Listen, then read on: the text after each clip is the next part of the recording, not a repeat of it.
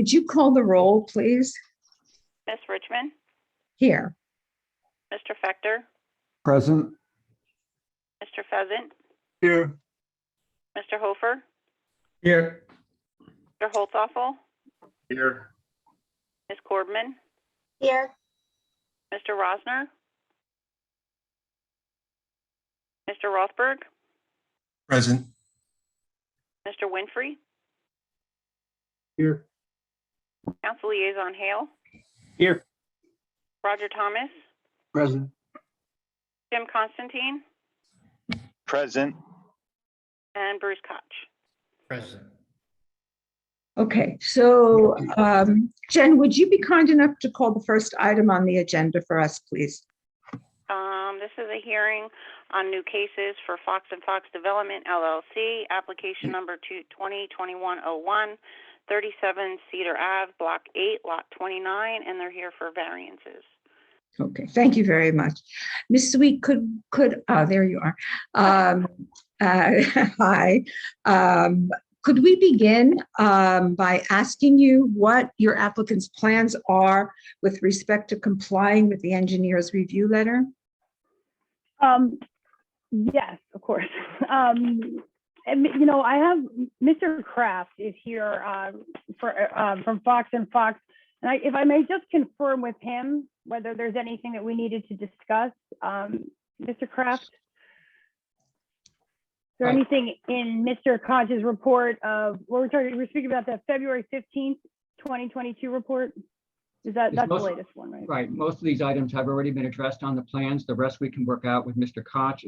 I just want to let Mr. Koch know that in regard to the anticipated sanitary sewer flows, we are still awaiting a response to our request for that information. But everything else has pretty much been addressed on the plans. Anything that's outstanding, we will certainly work with you on those items. I think the date of the report is March the 15th. Is that what you said? Yes, Yes, March 15th. Thank you. Mr. Koch, is that acceptable to you? Yes, it is.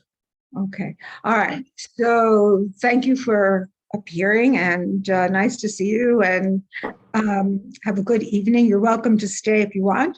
But I think that it's not necessary for you to do that. Ms. Sweet, is that acceptable to you also? Yes. Okay. If something comes up, Madam Chair, just feel free to call me on my cell and I will answer it, okay? All right, you want to give me the cell number just in case? Sure. It is 732-261-3714. And I will have it by my side. If you need me, please call. Okay, thank you. All right. Have a good evening. Thank you to all.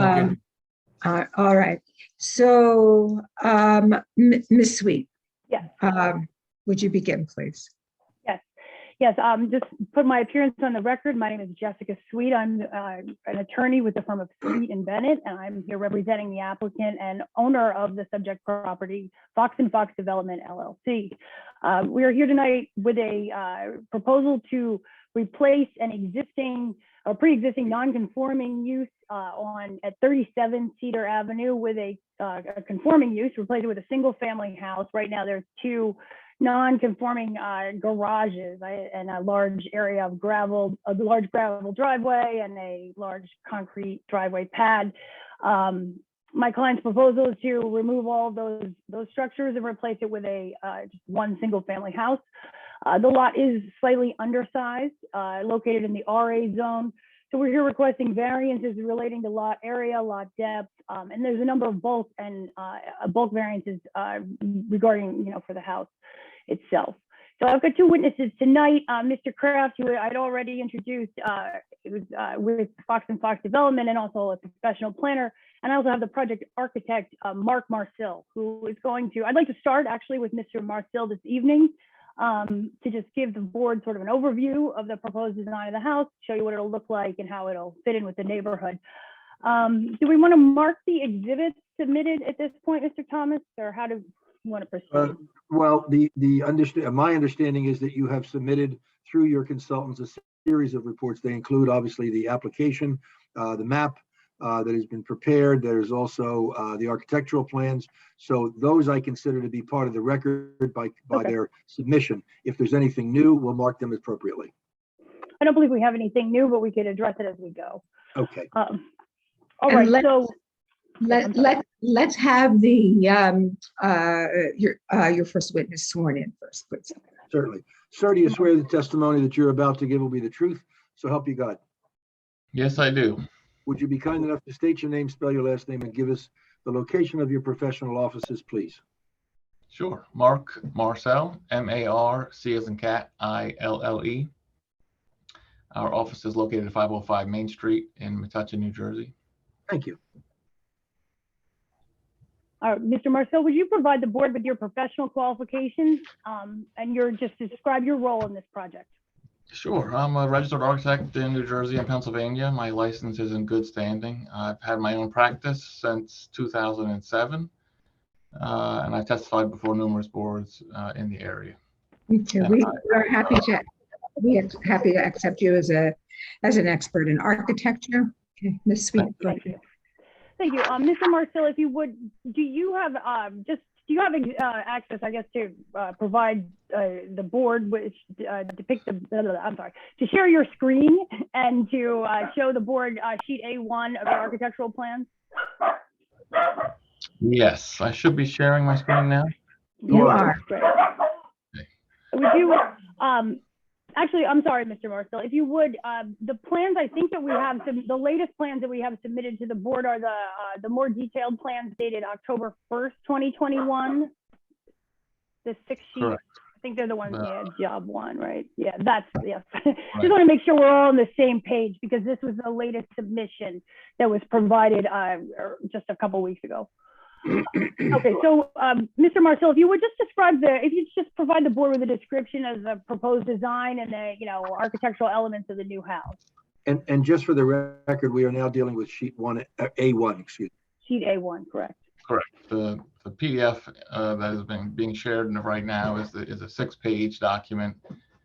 This is the document that was submitted with the application. So we felt it was appropriate to take a traditional approach to the architectural design composition of the proposed single-family home. Traditional design provides a sense of familiarity. It's accomplished by the use of simple forms, straight lines, familiar gable and shed roof shapes, the application of symmetrically spaced windows, covered porches, and simplified ornamentation, including the use of traditional exterior materials such as clapboard vinyl siding, asphalt roofing, double hung windows, wide casing around the windows, and a vertical balustrade system. The exterior design is well articulated in terms of its architectural massing. It's warm and inviting and complementary to the traditional vernacular or character of the neighborhood. We felt a front entry porch was a necessary element to provide architectural interest, also an inviting point of entry, and as well as to provide a place for protected leisure. The home is designed to contain an attached 1-car garage that is significantly set back from the foremost portion of the facade to reduce the apparent massing of the home, and of course to provide a mechanism to remove a vehicle from the streetscape. A carriage house style overhead door is proposed, again, to sort of further enhance the traditional nature of the design. With regard to the interior floor plan layout, and I will switch to page A2 of the submitted documents, showing the foundation plan on the left, first floor plan in the middle of the drawing, and the second floor plan on the right side of the drawing. So with regard to this interior layout, we designed a modern open concept kitchen living area and sort of mixed that with a traditional entry foyer, dining room, and entry staircase. This home offers 4 bedrooms, 1 on the first floor, 3 on the second floor. a small finished attic space, which sort of acts as a bonus room and exists under the proposed roof lines. 4 bathrooms, as well as a laundry closet on the 2nd floor. Storage space is provided in the remaining attic space that is unfinished and in the proposed basement. This dwelling offers just under 2,300 square feet of heated living space.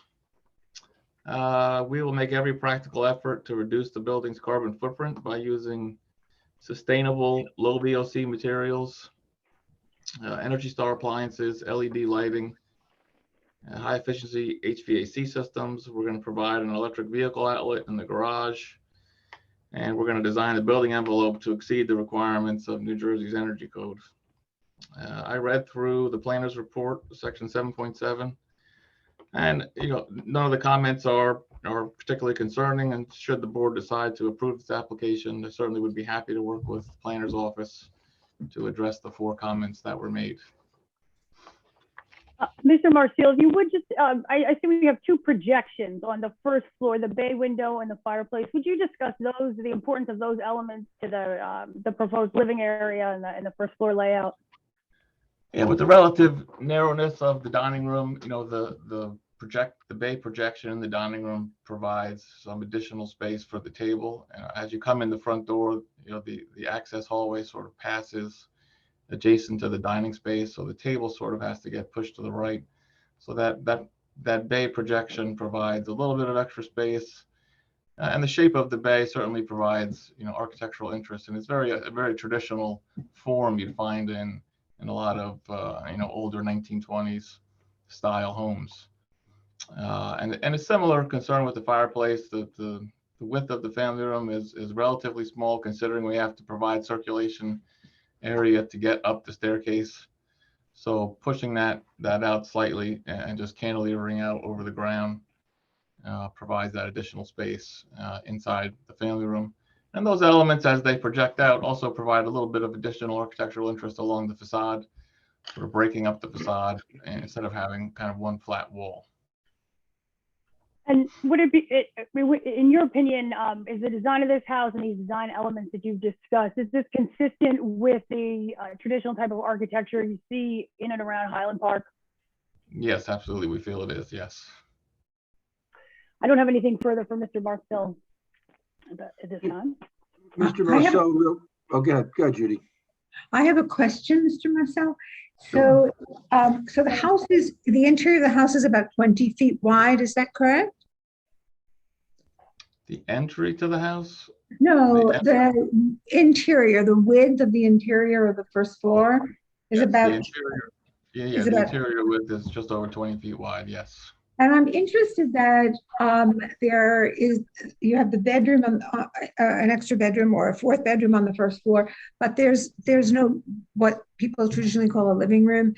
You have a family room, and I'm interested in how you made the decision to do that. I'm just curious about that. Yeah, that's just sort of market driven. The desire or the requests for formal living rooms have dropped significantly in the past 5 to 10 years. Whereas the requests for a 1st floor bedroom space for parents or in-laws has become more and more popular. So essentially, it's a market driven decision. Mm-hmm, mm-hmm. Thank you.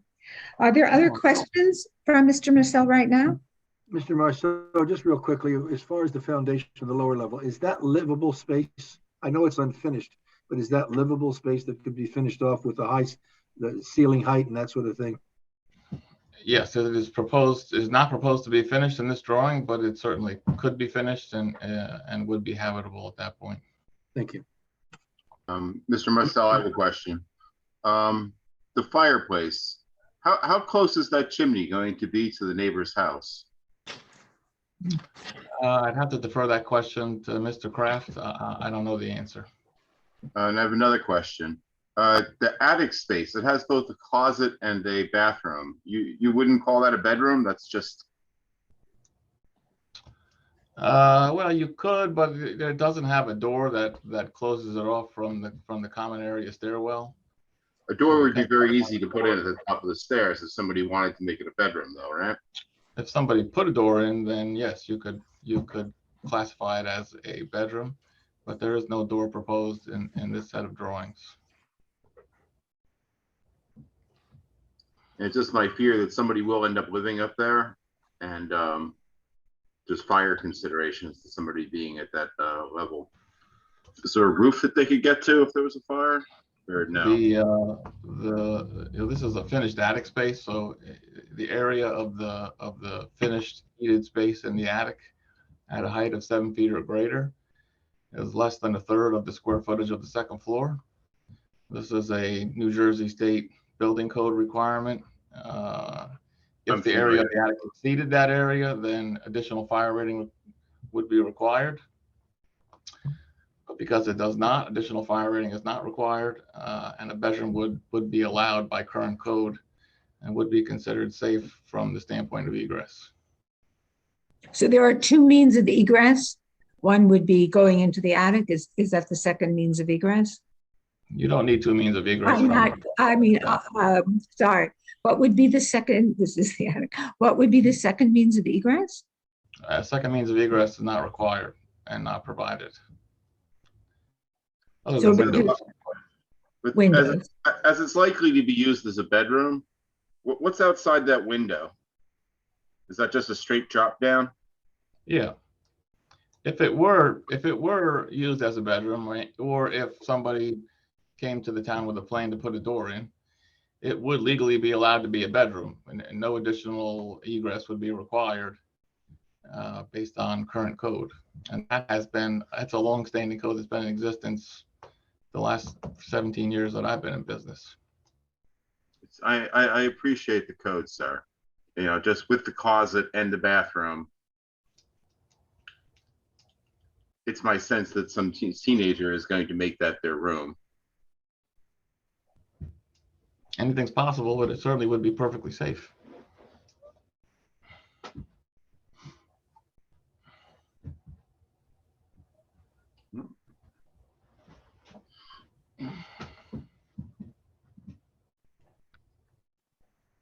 Mr. Holzapfel, other questions? No, that's all. Thank you. Anybody else, other questions at this time for Mr. Marcel? Yes. Yes. Who is that speaking? I'm sorry, I'm Bob Rothberg. Hi. Hi, Madam Chair. Maybe I missed this, but the slight protrusion off of the family room, that's a fireplace? Or is that something else? Yes, it's a fireplace. Because when you look at the right side elevation, I mean, does it exhaust internally back through the house somehow? It exhausts out the sidewall. It'll exhaust directly out the sidewall. It's a gas fireplace? Yes, a direct vent gas fireplace. I see. There's no vent shown on the projection, but where my mouse is right about here, there would be a vent protruding through the wall that would vent the fireplace. I see. And so both, I guess it's closer than 10 feet to the side property line, am I correct? I'm sorry, I don't know. I'm not familiar with the distance from the property line. Mr. Kraft would be able to answer that question. Okay, thank you. Yeah, I believe I can define it's 8.1 feet to the side property line. From the engineering plans? Or I'm sorry, from the house itself or from the bay window and from the bay window and the fireplace projection. Okay. Thank you. And the next door neighbor's house is how far from the property line? Is it 3 feet? It looks to be about 10, as shown on the engineering plan, it looks like it's 10.9 feet. If I may interject. Oh, yes, Yeah, So you, we're talking. Mr. Kraft, you certainly can, but let me swear you in. Yes. You swear the testimony that you're about to give will be the truth, so help you God. Yes, I do. And again, just be kind enough to give us your name, spell your last name, and the location of your offices, please. Jeffrey Kraft, last name Kraeff as in Frank, T as in Tom, 940 Amboy Avenue, Edison, New Jersey. Thank you, sir. You're Why welcome. don't you go ahead? Sure. So we're talking about the house to the right of the property. Is that correct? That's on the fireplace side of our house? Correct. South side, yeah. Right. So what happens is our fireplace is going to be beyond the back of the adjoining house. And from the bay window to the adjoining house is 19 feet. So the adjoining house is about 11 feet off the property line, plus another 8.1 feet to a fireplace. But again, that fireplace is past the back of that adjoining house. Thank you. You're welcome. How far from the curb is the house set? How far back? From the curb, the porch or the main part of the house? The porch? The porch, about 25 feet. I'd like to have Mr. Kraft. He's going to testify about the neighborhood and the variance conditions and all the site conditions and the layout. So if we want to move on to talking about all the setbacks and everything and look at the site plan, we can do that with Mr. Kraft, and I could just have him start his direct if there's no more questions for Mr. Marcel. All right, so let's just check in on that, Ms. Sweet, and then we would also want to go through the LRK report where there's some comments about pushing the house a bit further back, as well as the other comments in the report. Are there any other questions from Mr. Marcellus right now? It's Dana. I have a question. I'm not sure if it's the appropriate time. Sure. So I'll ask it. We'll see. So I know that the basement currently is not finished, and the laundry won't be in the basement either. And I did read somewhere that there was a proposed sump pump. So my question is the basement purposely not being used? Is water an issue in that area? May I answer that? Sure. Okay. We put sump pumps in every house, regardless of water table. Every house we build gets a sump pump. Where will it be discharged? Typically, it connects to the roof drain system, which will then be via a 4-inch pipe connected to the curb in Cedar Avenue. So out into the street? Correct. Is that permissible in our town? Yes, it is, as long as it does not create a hazard, and every house on that block has their roofs draining into the street. Okay, thanks. You're welcome. How far above the water line is the basement? Is it close? Is it About a foot. is that enough? That's in Mr. Conch's report, if I may, from the March 15th. He required a foot? He specified a foot. All the basements in that block have water issues in the basement. Yeah, that's what I was concerned about. So. Right, and we did do a soil log out there, and we did determine where the seasonal high water table is. And that was just under, like we're talking fractions of an inch under the basement floor elevation. Mr. Kraft, has the property been swept for underground tanks? Yes, it has. And there are none. There were none, no. I feel like we jumped ahead instead of letting them present the case. All right. We're Well, crossing I- the avenue. So wait, just one moment.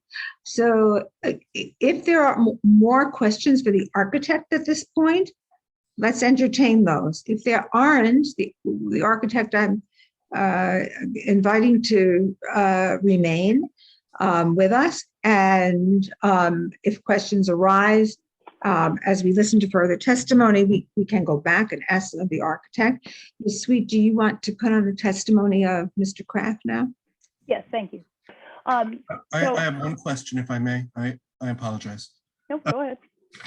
There is one other drawing that's dated 11/30/21, and I just am not sure if that is relevant. I guess it will be, but Well, you had said that the one from October was the latest one, so I want to make sure I'm looking at the right one. so what happened, the November 30th drawing is a simplified version of the more complex October 30th plans there was just a bit of confusion, I think, because we had a couple of resubmissions. So at one point, I think with the initial application, the one sheet plan dated November 30th was filed. And then when we did a resubmission, the more extensive 6-sheet plan dated October 30th was filed. But there's no difference between the two. It's just that only the November 30th plan only shows floor plans and elevations, whereas the other plan, the October 1st has construction details. Thank you. So apologize for that confusion. No, not at all. So if I may, with Mr. Kraft, Mr. Kraft, would you just provide for the record? I see, Judy, there is one more by Bob.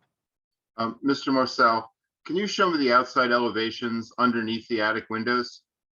Just show it to me on your screen. Obviously, there's the one in the front.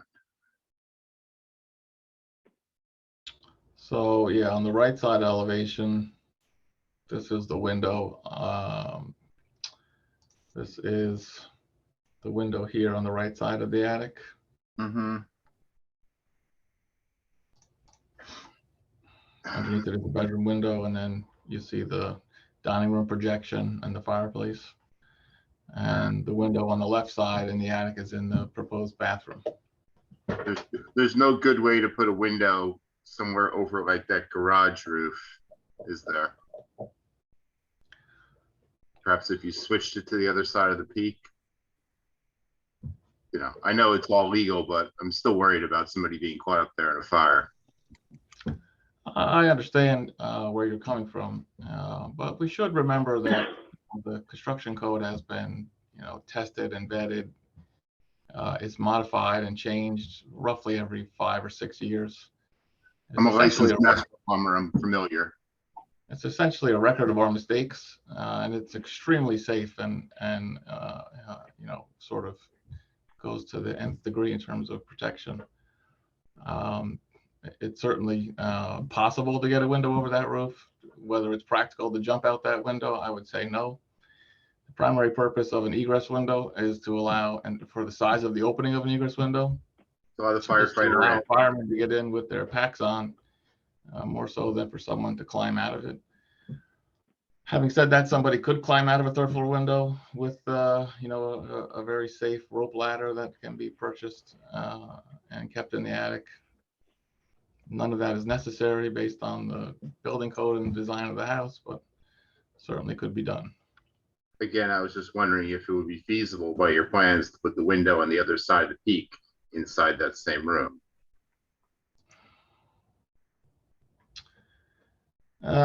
Would it be feasible? Well, I suppose it would be feasible. We just have to move the bathroom. Move what? We'd have to move the bathroom. I can't put it directly. Well, I could put it Oh, I'm directly sorry. over the garage. I could put it in the I see. stairwell. No, I'm confusing the sides.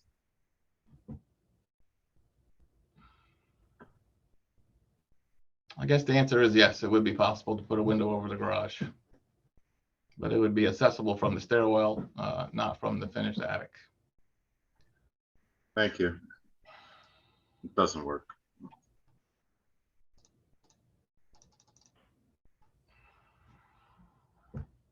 Any other questions now for Mr. Marcellus? You have the opportunity to ask more questions later. Okay, Ms. Sweet, please go ahead. Okay, all right. I'd like to call Mr. Kraft. Mr. Kraft, would you just provide, you've already been sworn in and provided your address and name for the record, but would you just provide the board with your professional qualifications so we can... Sure, I've been licensed as a professional planner in the state of New Jersey since 1986. Certainly have testified in many boards throughout Central Jersey and North Jersey, Edison Township, Woodbridge, Ocean Township, and the list goes on. Okay, we're happy to accept you as a professional planner. Thank you. And Mr. Kraft, would you just, did you, in connection with your preparation for testimony here this evening, have you reviewed the borough zoning ordinance and the master plan? Have you been to the site and it's surveyed the surrounding neighborhood? Yes, I have. Would you just give the board a brief overview of the site and the surrounding neighborhoods and existing conditions, perhaps are you able to share your screen, or I'm not sure what is happening with the presentation status of everyone, but I'd like to show sheet C102 of the plans prepared by Bowler Engineering, dated most recent revision date of February 23rd, 2022, just so we Do I can have the orient ability- everyone. Do I have the ability to share? I'm not Yes.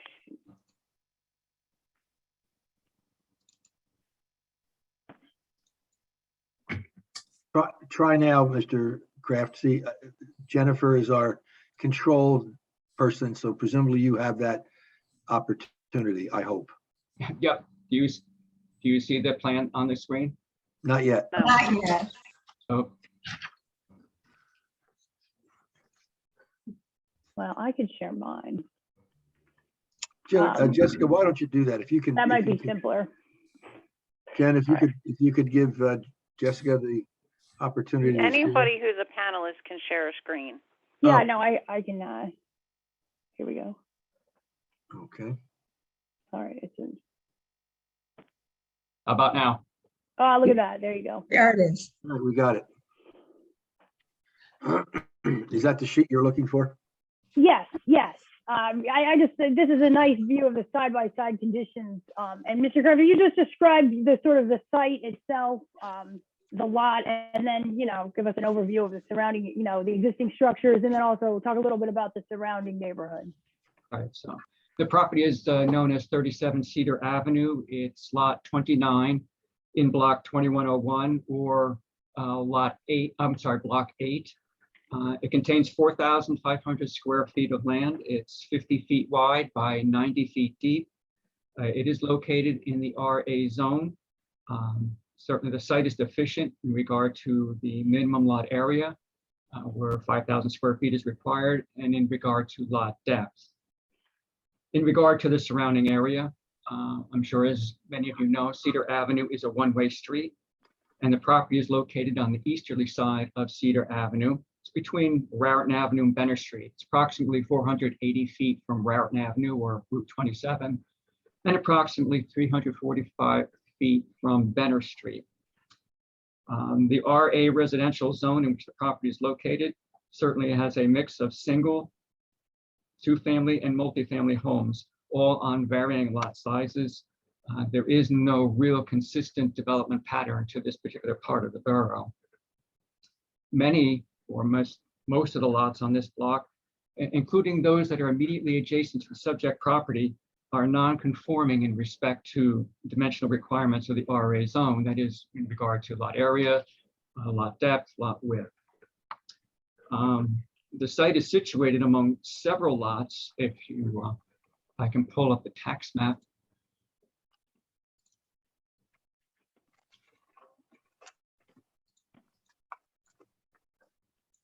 So we are this property right here, lot 29. As you can see, lot 28, lot 30, lot 31, lot 32 are also 90 feet in depth. In regard to existing conditions, back to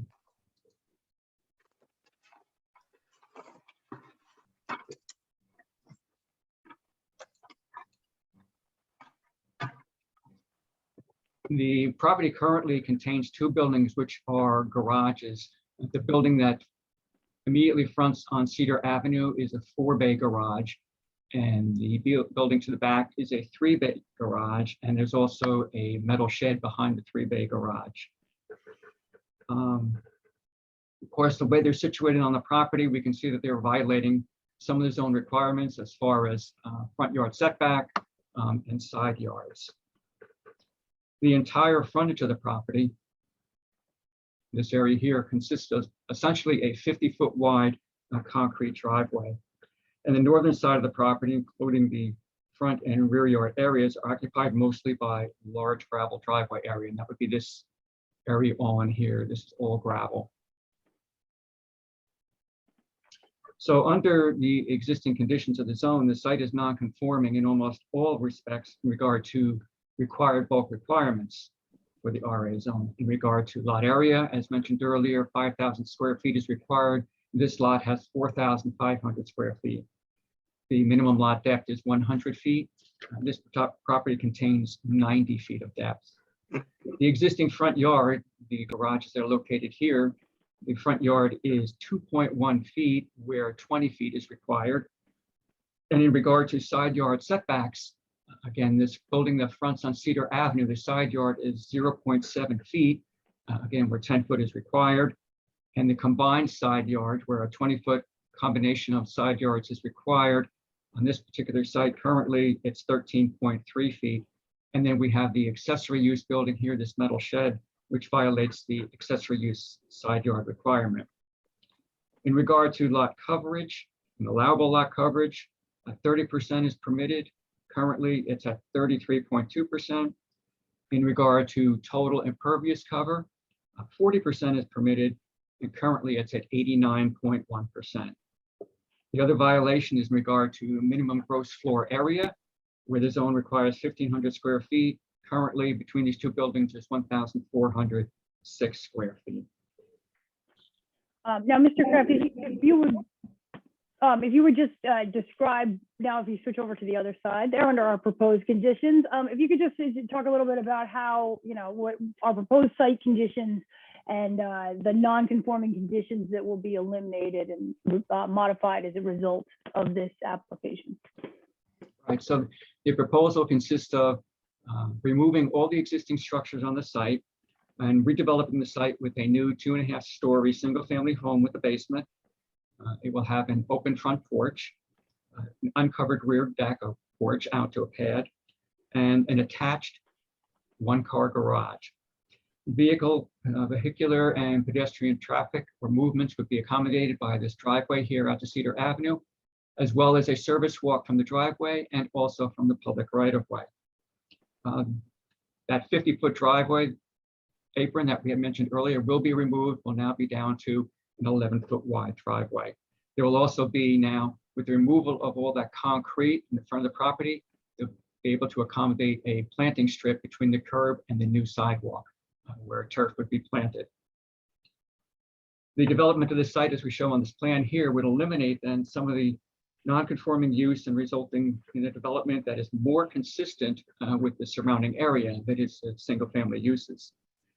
Except for lot area and lot depth, the proposal will eliminate substantially most of all of the existing or pre-existing violations of the zoning and the non-conforming use. That is, that non-conforming use, the garages will now be eliminated to a use now that is not only conforming to the zone, but is also conforming to the character of the neighborhood. The minimum accessory building setback will no longer be an issue because that metal shed will be removed. And lot coverage will now be reduced from 33.2% down to 27.5%, which is conformity with the zone requirements. And then minimum gross floor area, again, we eliminate another deficiency where this house will have 1,909 square feet. So it will be conforming to the minimum floor area. In regard to, I'm sorry. Oh, no, go ahead. I was just going to say, if we're talking about the variance conditions now, the non-conforming conditions that we're improving, but we'll still requesting variances for, maybe starting with the front yard setback, it might, if you have that garage inventory, front yard setback, the setback analysis plan that you prepared, the prevailing setback plan, I'm sorry, the word I was looking for, that's the March 3rd. Yes, there we go. Yeah, so I think here is instructive when we talk about front yard setback. Right.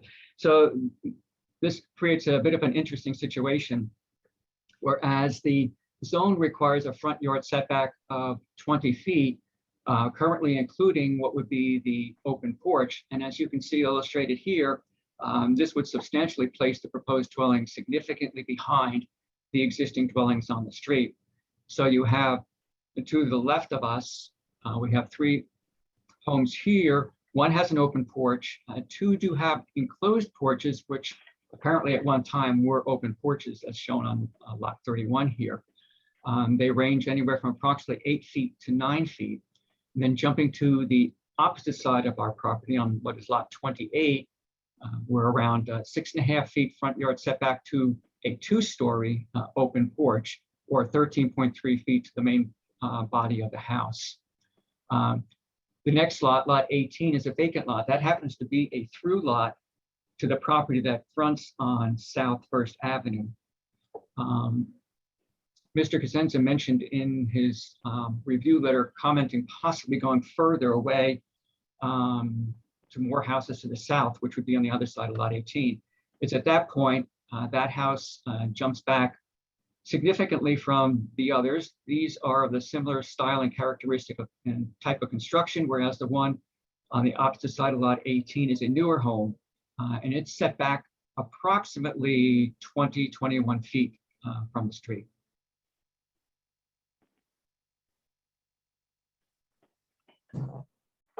I just note on your plan there, Mr. Kraft, it says it looks as though Adelaide Avenue is situated behind, but we're actually looking at an inset view right here, the prevailing setback, just to avoid confusion, because that is showing us. Okay, I just wanted to clarify that for the record. Right. You're looking at this area right here. Yeah. Yes. And so just visually, even though we haven't necessarily measured them, what you were speaking of there, if you scroll back up, is that lot 27, 26, and 25 sort of have a dissimilar type of, it's those are the lots you were just referring to, correct? Yes, these three here, 30, 31, 32, and 28 are of similar construction and style. Right. Right. And then as you were just saying, if you move further down towards Benner Street, it's a slightly different configuration. Yeah, what happens going toward Benner Street, as I mentioned before, lot 18 is a through lot. Lot 27, again, as I believe I recall, is a bi-level, totally different construction, setback, different setback. However, on lot 26, it's just a garage. Lot 21, again, is a through lot. And there are remnants of an old garage here. The slab is still here from the garage. And then lot 25, even though its address is Benner Street, it does have a garage that does face Cedar Avenue. So as we can see from this plan, there are less than 50% of the houses in the area that have attached garages facing the street. So with that, a design waiver is going to be requested. Okay, so but I didn't mean to skip ahead to that. With regard to the front yard setback, would you just address we're requesting a variance there to, even though we're improving it, we're still looking at our plans are requesting a variance for a 15.25 foot setback, 15.25 foot setback there to the front yard, and that's to the open porch projection, correct? So the interesting comment that was made by the planner is because of the existing setback condition, building setback condition, in order to maintain the character of the neighborhood, recommendation is being made to bring the house forward anywhere from 7.8 to 9.8 feet, I believe it was the numbers that he had, which would then put it more into conformity with the developed pattern of the street. And if you're speaking, as a professional planner, would you talk a little bit about the planning justification for that under either as would you, characterize this more as a hardship type of variance or as a planning alternative? And what would be the ground? Well, the hardship here is the fact that the lot is undersized due to the fact that it's 10 foot short for the minimum lot depth requirement. Again, where 100 feet is required. However, this lot and the adjoining lots are all only 90 feet. Regarding a planning alternative, we are providing a 20-foot setback to the main body of the building. And that would thus cause the 5-foot open porch in the front to encroach upon the front yard setback by 5 feet. Now, we feel that that porch is important because, again, looking at the neighborhood, most of the homes do have a porch. Excuse me, sir. Sir, Yes. excuse me 1 second. There's background noise, so I'm asking I have two requests, please. If you have background noise, would you mute yourself? And would everybody please show us your face? I think the applicant should be able to look at what people look like, if they look like they're understanding, if they look like they have questions. So if you would all be so kind as to let us see you, I would appreciate that. Thank you. Okay, please go ahead. Sure. So as I was mentioning, that the front porch is an important aesthetic function of the dwelling, being that it will be consistent then with the rest of the developed pattern of the street. The surrounding properties all have non-conforming front yard setbacks, as we've mentioned. We're again proposing to be visually consistent with the rest of the street. The proposed variance condition that we're asking for certainly does represent a better planning alternative than what was there, and certainly those garages. And could the purposes of the zoning, the master plan, the ordinance certainly would be advanced due to the slight deviations that are being requested in this variance application. And certainly there would be no substantial detrimental effect to the adjacent properties, nor to the intent or the purposes of the master plan or the townships of the borough zoning ordinance. And with respect to the master plan, Mr. Kraft, if I may, Mr. Cosenza brought up the right size and bulk requirements that were proposed in the 2019 master plan. Did you have a chance to review those recommendations in the master plan? And how would they impact the front yard setback variance or not, that we're asking for in this application? Right, so it's interesting, in reading through the master plan, the first thing that popped in my mind, and I read it right there in the master plan itself, is that the requirements of the RA zone is a not one size fits all. The master plan recognized that there are properties of varying sizes and depths and shapes and configurations, a substantial number of which do not or will not conform to the RA zone bulk requirements. So with that, and reading through the master plan, some suggestions or recommendations were being made. And a few that would be pertinent to our particular application was, number one, in regard to the open porch on the front of the house. There, a recommendation was made that these front porches could project over into the front yard setback by as much as 8 feet. So the main house would comply with the 20-foot setback, but the open porch could project into that setback by up to 8 feet. Our porch happens to be 5 feet in depth. This would also apply to the bay window and the fireplace.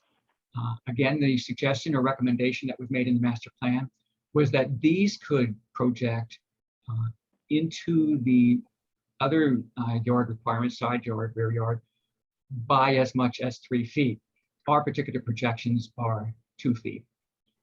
And just to add a little more clarification too, and I believe Mr. Marcel mentioned it in his testimony, that the fireplace and the bay window, they are cantilevered. There are no foundations under them. The other things that we noticed was in regard to garage offsets.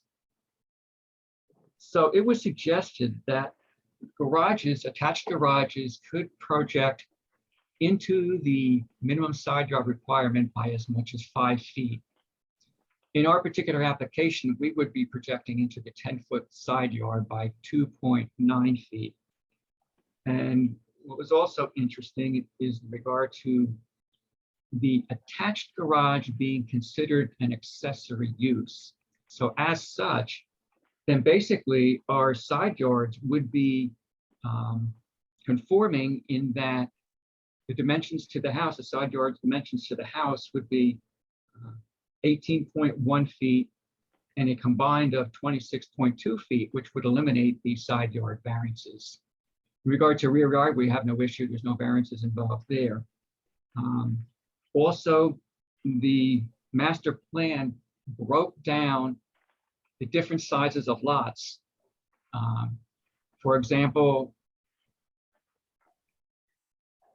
different criteria would have to be applied to a 50-foot wide lot in the RA zone as opposed to a 100-foot wide lot in the RA zone. So basically what it was is a relaxing of some of the requirements to make these properties more buildable. And that's what we're here considering. One of the other benefits of the suggestions that were made is that impervious cover would be at 42.5%.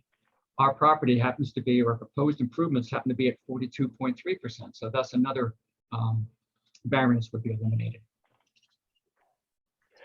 So it's your testimony that the variances that most of the variances, I believe, or not all of them, the front yard setback variance, and then we have the minimum side yard setbacks, at least one of the side yard setback variances, correct?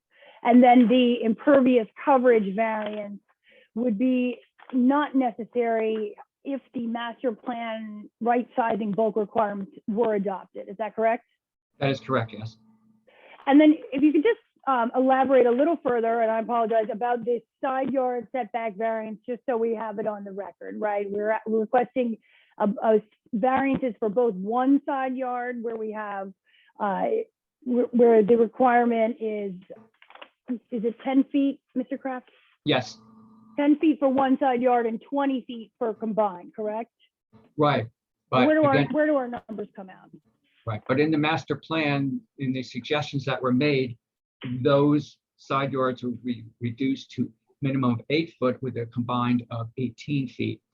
So we would still be considering the garage as part of the house. We would still be deficient in that area And by about a foot. okay, yeah. So if we could just talk a little bit more about the side yard setback variance for, is this the northerly side of the lot? Yes, the northern side yard where the garage there to adjacent next door lot 30 there, right? At 7.1 feet is what we're requesting. Could you talk a little bit about the planning justification there and how Mr. Marcel's design mitigates some of those concerns that would be associated with that type of a variance? So again, being familiar with Cedar Street, or Cedar Avenue rather, there is a definite parking situation. So with developing the site, there's two benefits right off the bat. Number one, with a 50-foot wide driveway apron there now, nobody can park along the front of this property because individuals that are leasing or own those garages would have to have access to the garages. Plus, we are now providing at least 3 off-street parking spaces, 1 in the garage and 2 in the driveway. And by setting the garage further back, if we can go back to the garage location plan.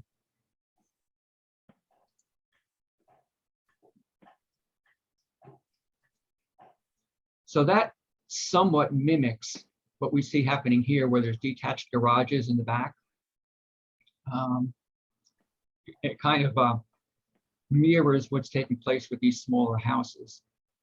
Then, in the recommendations that were made in the master plan, front-facing garages could be situated 16 feet behind the front of the house. Right now, the way our plan sits, we would be a little more than 24 feet behind the front line of the house.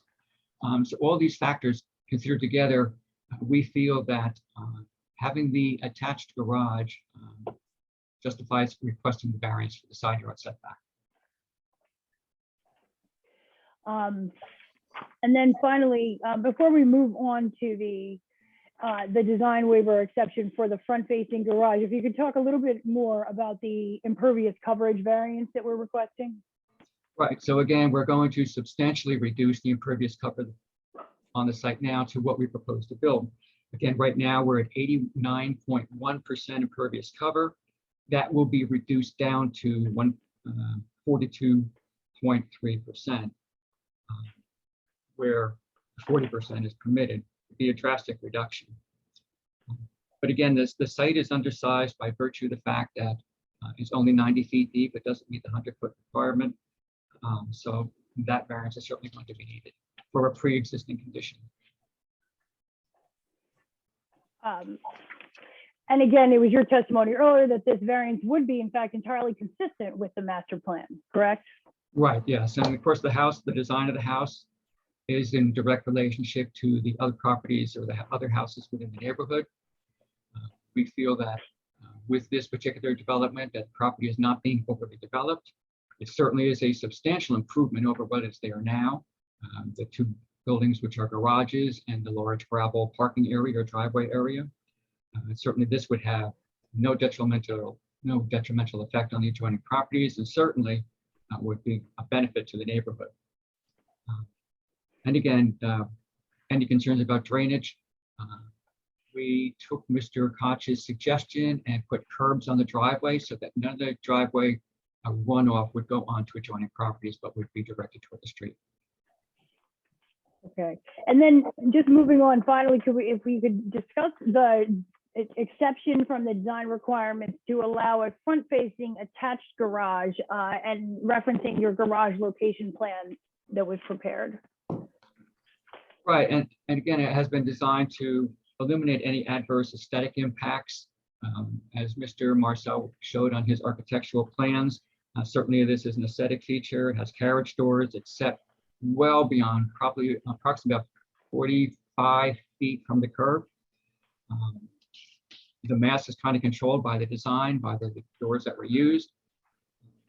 And so therefore we are requesting that this waiver be permitted, this variance be permitted.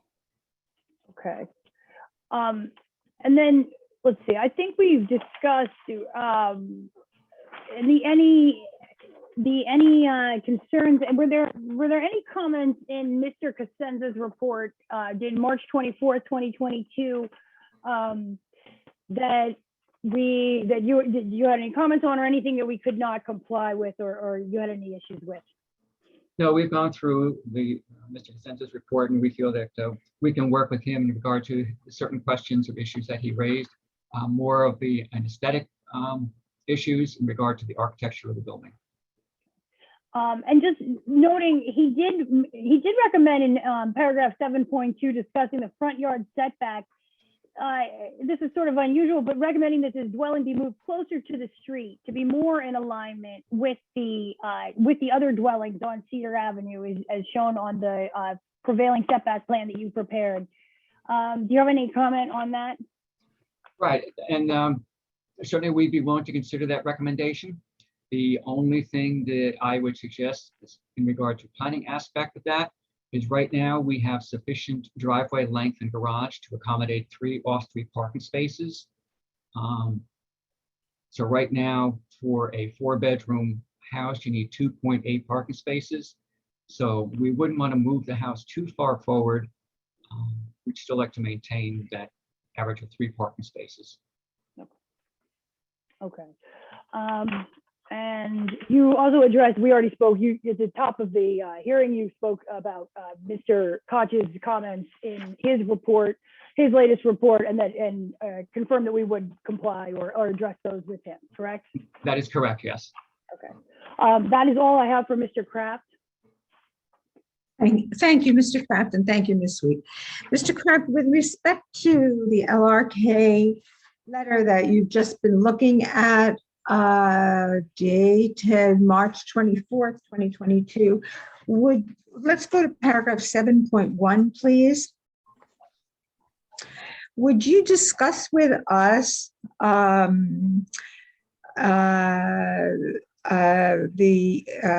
specifically the sentence, applicant should explain if it is aware what has been or is currently stored in the various garages, and if there are any current leases or other agreements related to that storage. That may be partly a question for Ms. Sweet, partly a question for you, Mr. Kraft. Sure.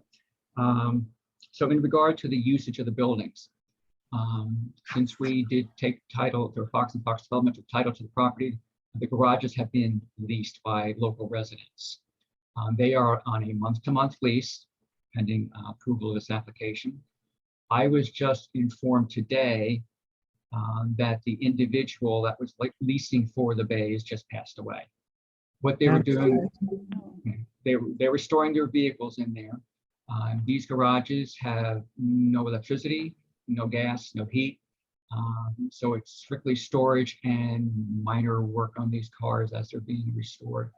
I did not see any evidence of any chemicals, oil spills, gasoline spills, but that's all subject to verification. So let me ask you, are we talking about the garages in the front or rear of the property. Right, there's 4 bays here and there's 3 Right. bays here. Are you referring to all 7 garages, bays? Yes, Okay. yes.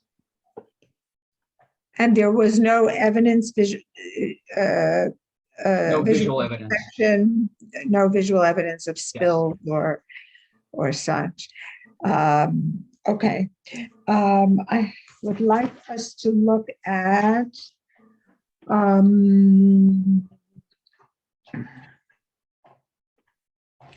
there's a question at 7, let's talk about 7.5. There's a recommendation for a flowering tree on the front yard and an additional shade tree in the rear yard. Are there any objections to complying with that? Again, we can work with Mr. Cosenza on that. We have done that in the past, but yes, we're more than willing to work with him on that. And additional foundation plantings the same? Yeah, I'm assuming from that comment that perhaps he's looking for something in the garage side, because we already have foundation plantings in the front and the right side going up to the bay window. But whatever he's looking to do, we'll work with him on that. Well, we just happen to have a colleague of Mr. Costenza's here with us, so we have the opportunity to ask him. Mr. Constantine, would you weigh in on that, please? Are you still here, Jim? Yes, I am. Can you hear me? Hi, we hear you fine. Okay, good evening, everyone. Good evening. Yes, it was just a little additional foundation planting on the side of the garage. Yeah, Okay. we have no problem. All right, and what, with respect to that planting strip with natural turf or ground cover, is it your intent to provide that? Yes, it'll be turf. It'll be grass between the sidewalk and the curb. Okay, and as to 7.6, are you planning to put in a paver pad for what we would commonly call trash? Trash and recycling, yes, we can do that.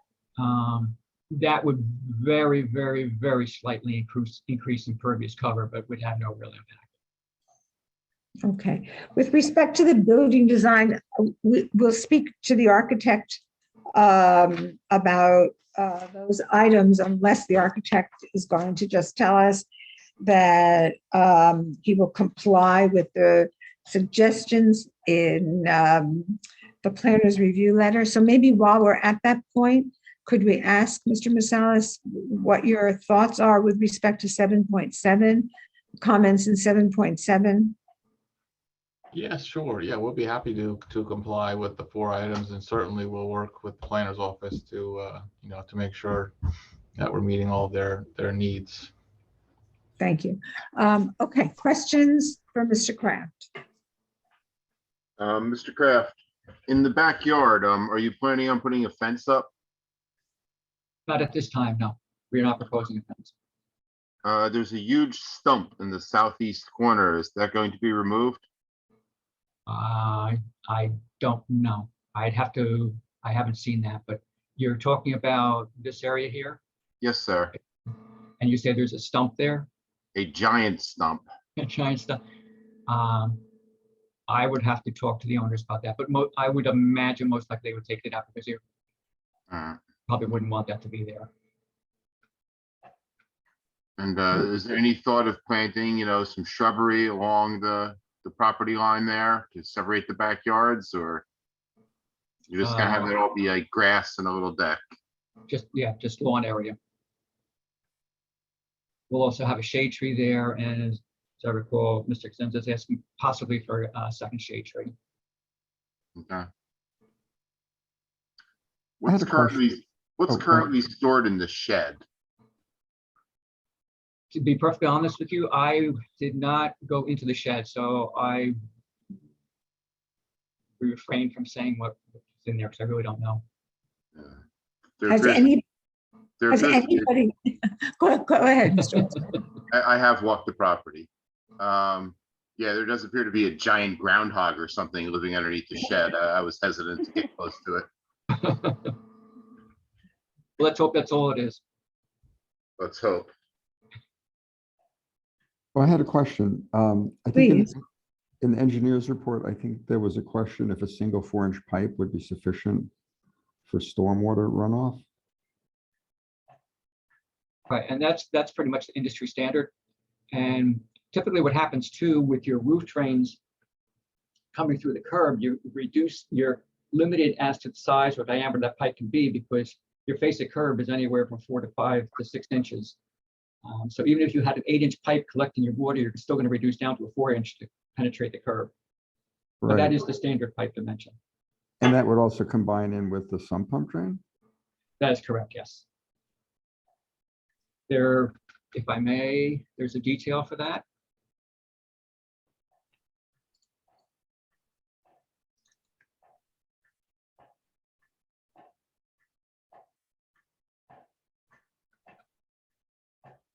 Okay. Oh, here it is.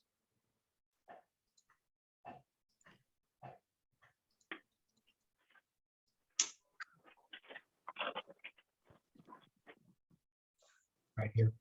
So the sump pump discharge pipe would come out from the side of the house and will connect into this downspout. Got it. Thank you. You're welcome. And the entire roof will drain down the south side of the building? I mean, It's split. The north side, of course, you won't have the elevation because the driveway is there.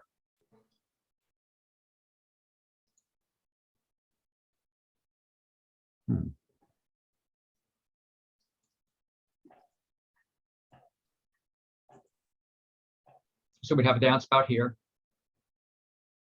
That's the driveway side or not? This is the driveway. This is the garage. Okay. It's the driveway side. So most likely be a downspout here, probably one here on the garage. And there'll be just one pipe going out through the curb or two?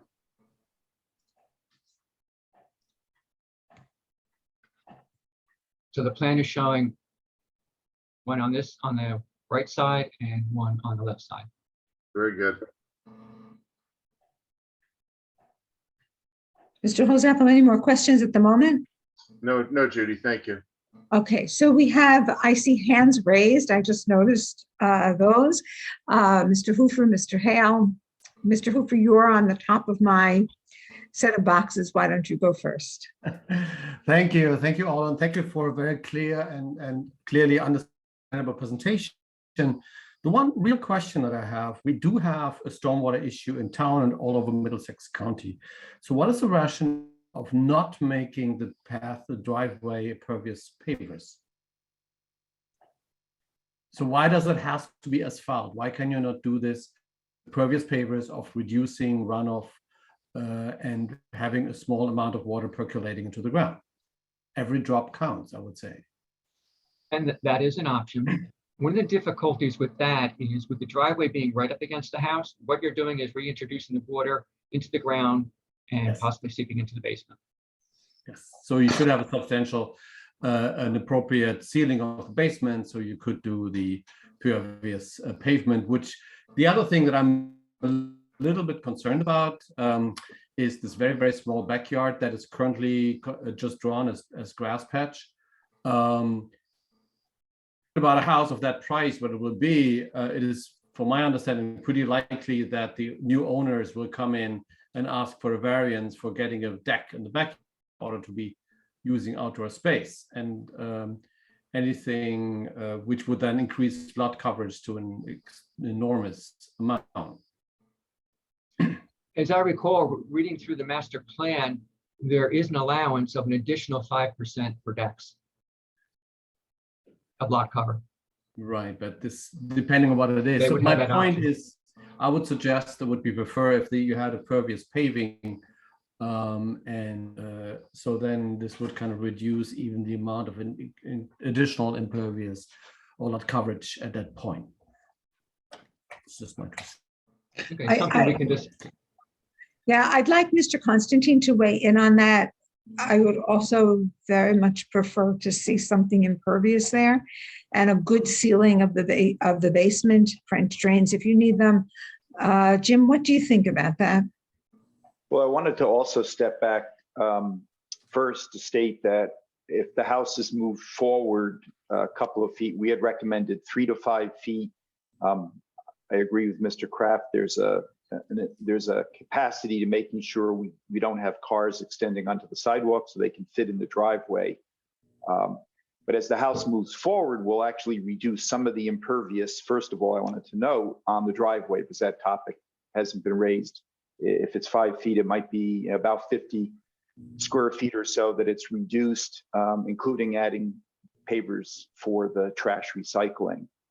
That also has the effect of increasing the rear yard by, let's say, 5 feet, which I think will help with some of the concerns that it's a large house, tight rear yard because of the 90-foot lot on that.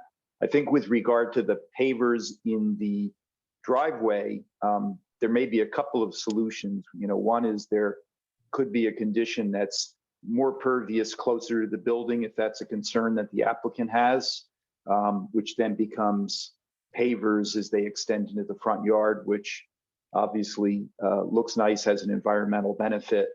So there could even be a hybrid solution to that, which also could involve placing the pavers on top of an impervious surface so that there's a continuous visual effect to it.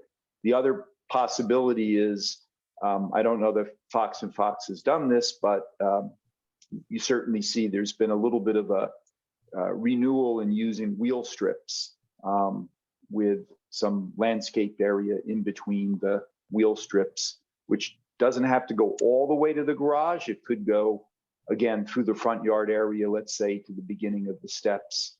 So there's a couple of ways that you could also try to reduce that impervious in the front.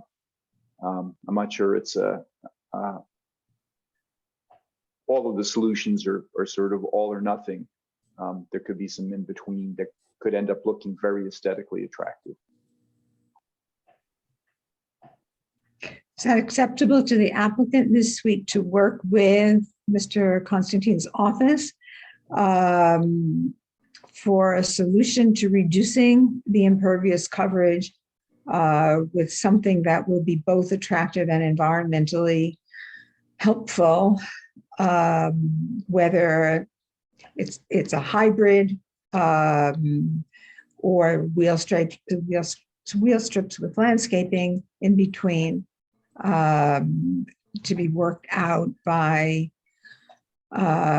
the applicant's professionals and LRK? Yeah, We can work with yeah, LRK and also CME in regard to that. Excuse me, could you I say said that again? we can work along with LRK and CME in regard to that, because it would obviously require engineering review and approval as well. Okay, so Mr. Thomas, note that would be a condition if the application were approved. Okay, there are 3 hands up. Mr. Hale next, and then Ms. Corbin and Mr. Rothberg. Go ahead, Matt, please. I just wanted to return to that, what I mentioned earlier about the basement and how close it is to the water table, and the fact that there's 9-foot ceilings in the basement. Wondering if there's any thought that you've given to raising the floor so that you're farther away from the water. I'm just worried, given the number of floodings that have been going on and the increased number of floodings and in that area, that the basement might regularly and routinely flood. And I just thought that might be something to consider, given that you seem to have some wiggle room with the height of the basement floors being, basement floor being 9 feet. So if that was something that you thought about or considered to just make it a little bit safer for flooding. I will pass that on What does that mean? I will pass that on. to the When? owners. To the owners, if they're Well, willing to reduce the height of the basement. All right, well, then we're going to, I mean, somebody's going to have to make a decision about that, because if you want a vote this evening, we're going to need an answer to that question.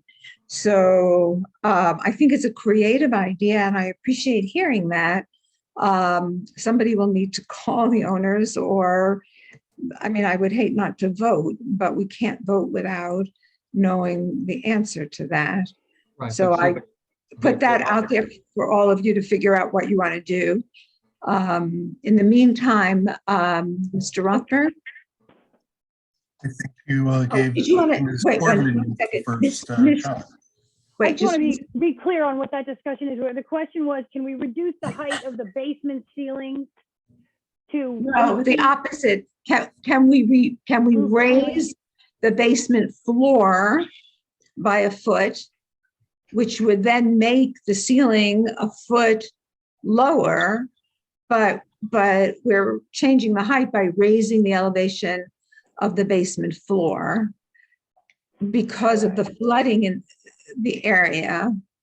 I got it. No, all right, I understand. Flooding, you know, we have a problem with flooding, and we're seeing it more. I think you live in Highland Park, perhaps, Ms. Sweden. I live right around the corner from this side. So then, yeah, you no, know, I understand what you're saying. I just wanted to make sure I was clear on that. On the okay. question. All right. So maybe somebody can check on that while we're proceeding here. Okay, Mr. Rothberg, please. If I may, I can address that.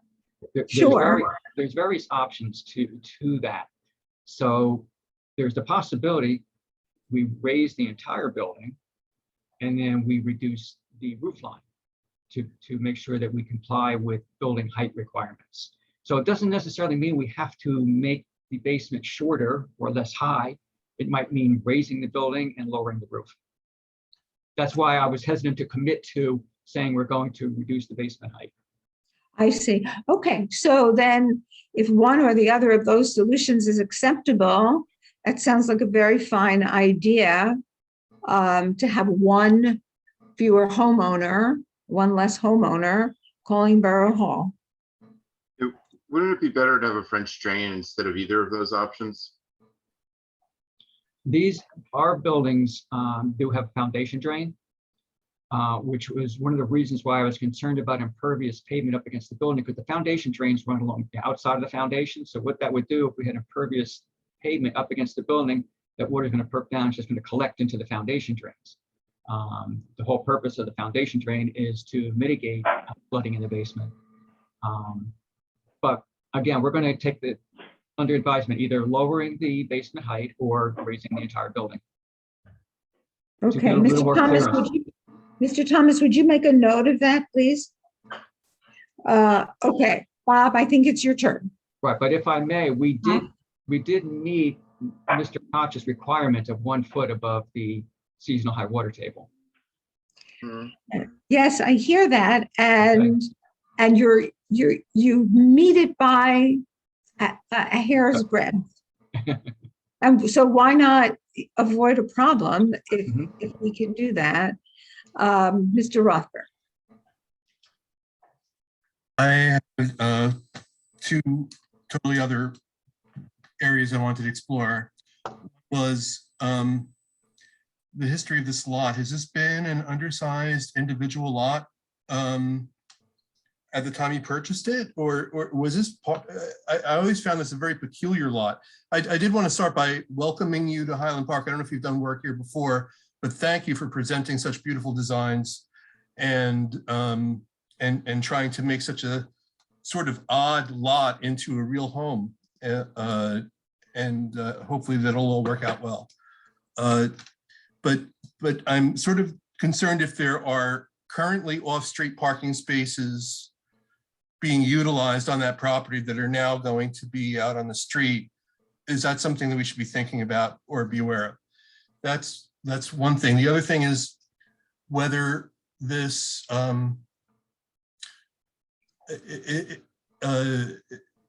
was really part of the house next door. Looks like a 4-family house, and was the garages for it, and was it subdivided? Do you know anything about that history?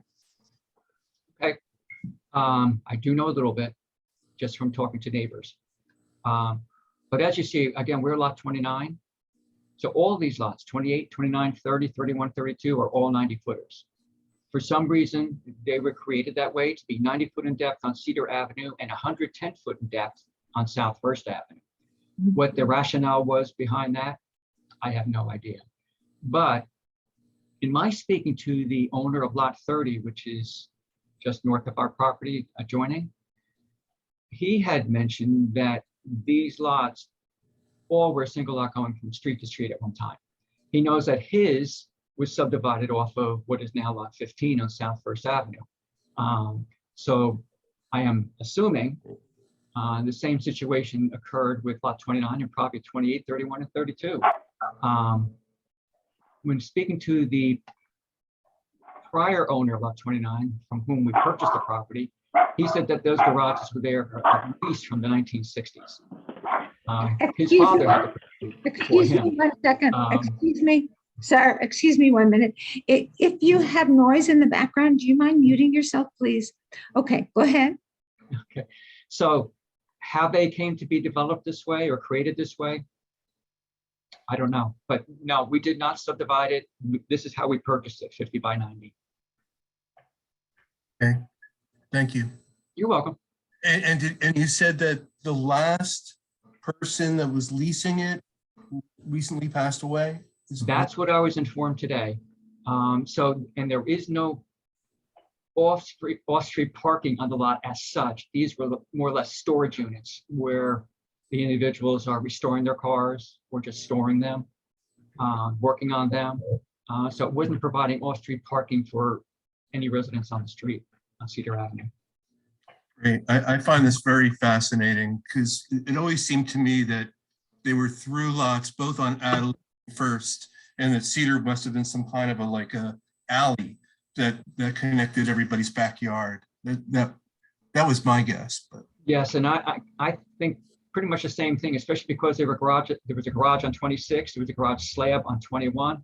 This may have at one time been an alley to access the garages from the rear of these properties that fronted on First Avenue, but that's supposition. Thank you. You're welcome. Interesting. Ms. Cordman. Oh, okay. Just to answer Bob's question, I was at the property on Sunday and there were vintage cars being removed with tow trucks from the garages. All right, so my question is, I want to make sure that I heard this correctly.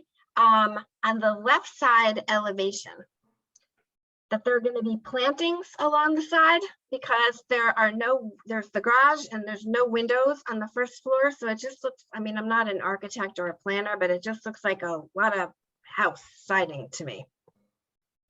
Right, so we're being asked to put some plantings along this side of the garage here. Okay. Thank you. You're welcome. Mr. Hosenfeld, do you have Well, just to answer Mr. Rothberg's question, the Sure. houses on South First Avenue, lot 10, for instance, they were all Johnson & Johnson family properties. So yeah, they were some of the grand early houses of Highland Park. I've spoken to many of the neighbors, they're clients of mine, and their main concern is parking. So they would, I'm hesitant to ask them to move the house forward.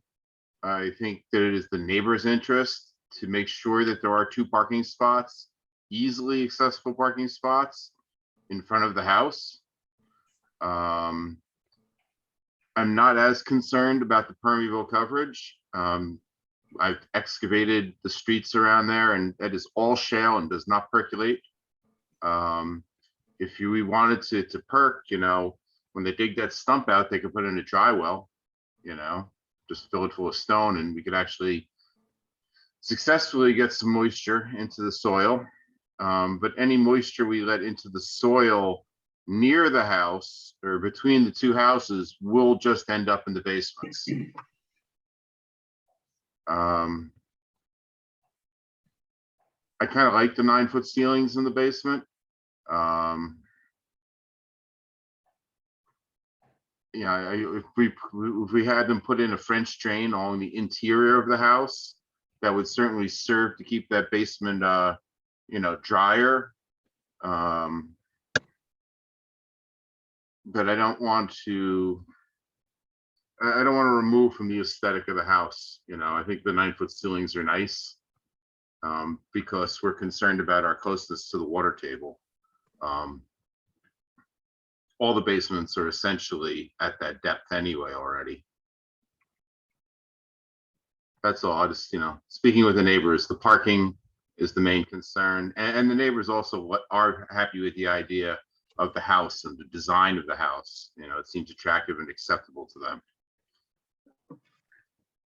It appears that if we were to move the house forward by 5 feet, we'd still be able to accommodate 3 off-street parking spaces. You will not? Will. You will, okay.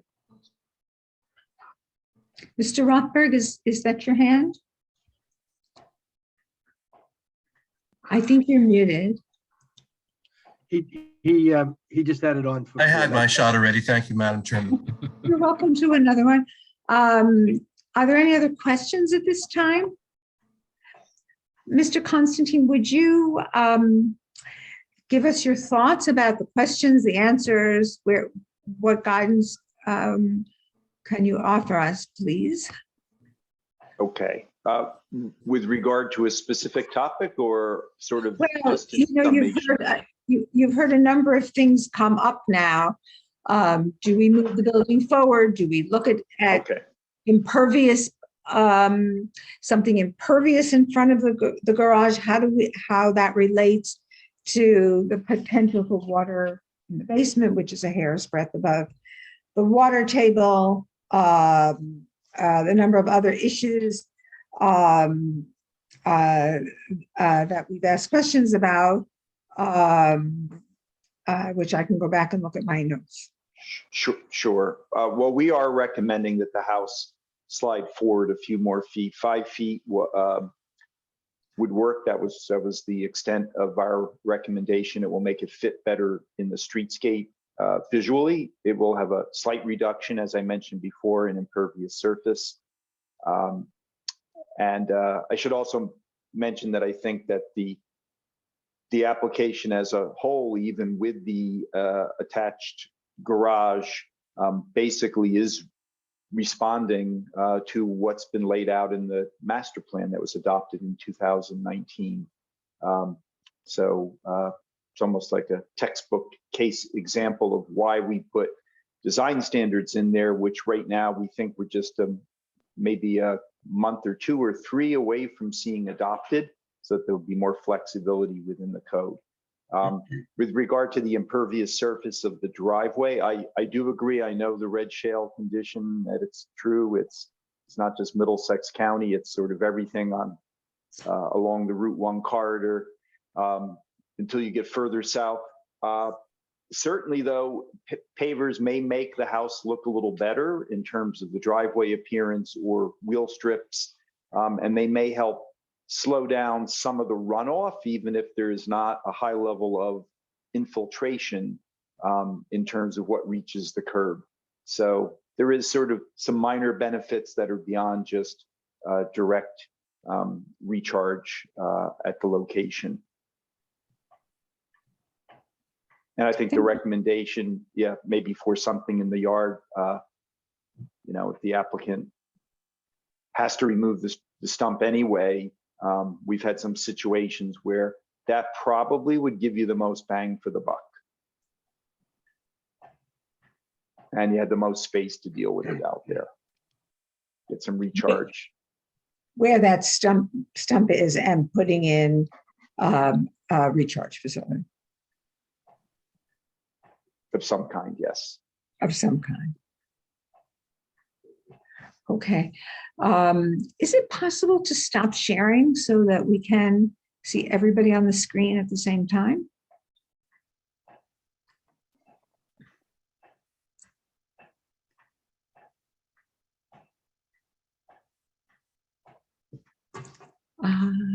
Great, thank you. I appreciate that. Any further questions for The professionals? Yes. So I didn't see you, Mr. Pheasant. Go ahead, please. You're muted.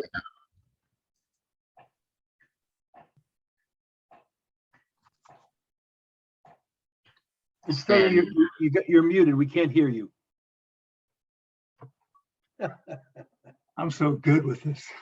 It seems like it would be pretty easy to put in 2 or 3 more bedrooms. And would that just have a ramification with more required parking? You'd have to have more than 3 spots. I mean, what would it be? What would it mean? Or is it like they're not allowed to put in any more bedrooms because there's only 3 spots off the street available? I mean, because I noticed on the street, it's pretty tight. Yes, it is. I don't know if Mr. Marcel is in a better position to answer that as to whether you could get more bedrooms in that floor plan. Well, I mean, it's possible somebody could convert the attic to a bedroom, or if they wanted to, put a bedroom in the basement, but they'd have to put an egress window in. Well, I think the issue is whether or not you can end up having the additional basements in light of the number of parking spaces that you're required to have. And I'm not sure I know the answer to that, but that would be governed by ordinance. So if they ended up having, right now, it's being proposed clearly as a 4-bedroom house. If it turns out that they ended up, and I assume that therefore that the three parking spaces would be sufficient. If that's not true, the zoning officer would indicate that they would not get the zoning permit for that purpose. If it turns out that they are permitted for the 4, but a 5th would require additional parking, then they wouldn't get the zoning permit for that. Ms. Sweet, do residential site improvement standards apply here? And do you happen to know, I think ordinances often will say, but will only go up to a 4-bedroom because they weren't drafted with the thought that there might be more than that. I wonder if you happen to be familiar with that. If I may, the Please. recess requirements goes up to 5-bedroom, where 3 Okay. parking spaces would be required. For How many? 4-bedroom, you're at 2.5. After that, you're going into townhouses and condominiums, high-rise buildings. So there is that the ordinance or the residential site improvement standards? The residential site improvement standards. And that does go up to a 5-bedroom single-family house, and the requirement of parking spaces for a 5-bedroom is 2.5. Is 3. 4-bedroom is 2.5. 5-bedroom is 3. All right, so you have the parking for that 5th bedroom, which Yes. If it were to become a bedroom, yes. if it were to become a bedroom. Right, and that's why our concern about moving the building forward. I couldn't see off the top of my head moving it any more than 5 feet, because then we lose a parking space in the driveway. We would technically still comply with the 2.5, but there is the potential there being a 5-bedroom. No, we don't want to lose a parking space in the driveway. But if there are things that we can do with that driveway to make it aesthetically pleasing or more aesthetically pleasing, and if we can get some water into the ground via recharge in the southeast corner, that would also be a plus here. Is there any concern, Mr. Constantine, about the front-facing garage? There isn't, in that it's basically a textbook example of what's recommended in the master plan. And we had several design solutions that were recommended in the form-based code for the residential districts. One, what we refer to informally for the provisions that they're using, which is to allow for, and this is what's in the master plan, to basically reflect the historic pattern in many of the established neighborhoods where the garages are further back from the street, as Mr. Kraft's analysis of this neighborhood shows many of them are. But to allow that to attach, which is sort of a modern requirement for livability, but if there's no living space above, to allow what we call the floating garage, the garage to float into the side yard setback by a few feet. And that's effectively what they've proposed here. So the garages further back than it would be with a strict compliance with the setback requirement in the ordinance, because it's pushed further back. And I think combined with the design of the home, it won't be as noticeable. The other thing it does increases the side yard setbacks, trying to say the elbow room, so that the house won't look as tight to its neighbors and will basically look like, have the pattern, the spatial pattern along the streetscape that you find in a lot of older Highland Park neighborhoods with 50-foot wide lots. Thank you. Yes, Mr. Holzapfel, please.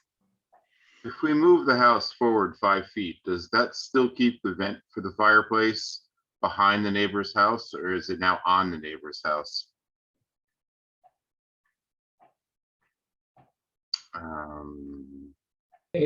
Mr. Marcel? It would, I think that's really Mr. Kraft. Yeah. Mr. Kraft? so you see the exhibit? No, Okay, I gotta go back to sharing. Thank you. I'll take your word for it. A yes or no would work. It appears that it would be just behind the back line of the neighboring house. That's enough space anyway, Rob. Yeah, it is. I mean, that's like my house, the vent for the furnace that we put in, it's, 20 little, it's Yeah, not that, and it's gas fired, so I'm not as yeah. concerned. It plumes out about, 4 feet or something. Mm-hmm. And it's directed downward. Oh, yeah. Not mine, but yeah, if you have it directed downward, that's good. Yes. So we could put by a discharge tank, we could put like a small underground tank here to hold roof water and runoff. Well, the talk was about putting a recharge pit back in this corner. Simply, we were to- simply bluestone, or like an actual underground tank to hold water. Typically what we do, they're called rechargers. They're plastic, they look like half a pipe. Mhm. So the way they function is you have a stone bed, you have these rechargers, which are perforated, and then they're covered in stone. So what happens, the water is introduced into the recharger, perks through the stone, and recharges back into the ground. But it still has holding capacity. I see.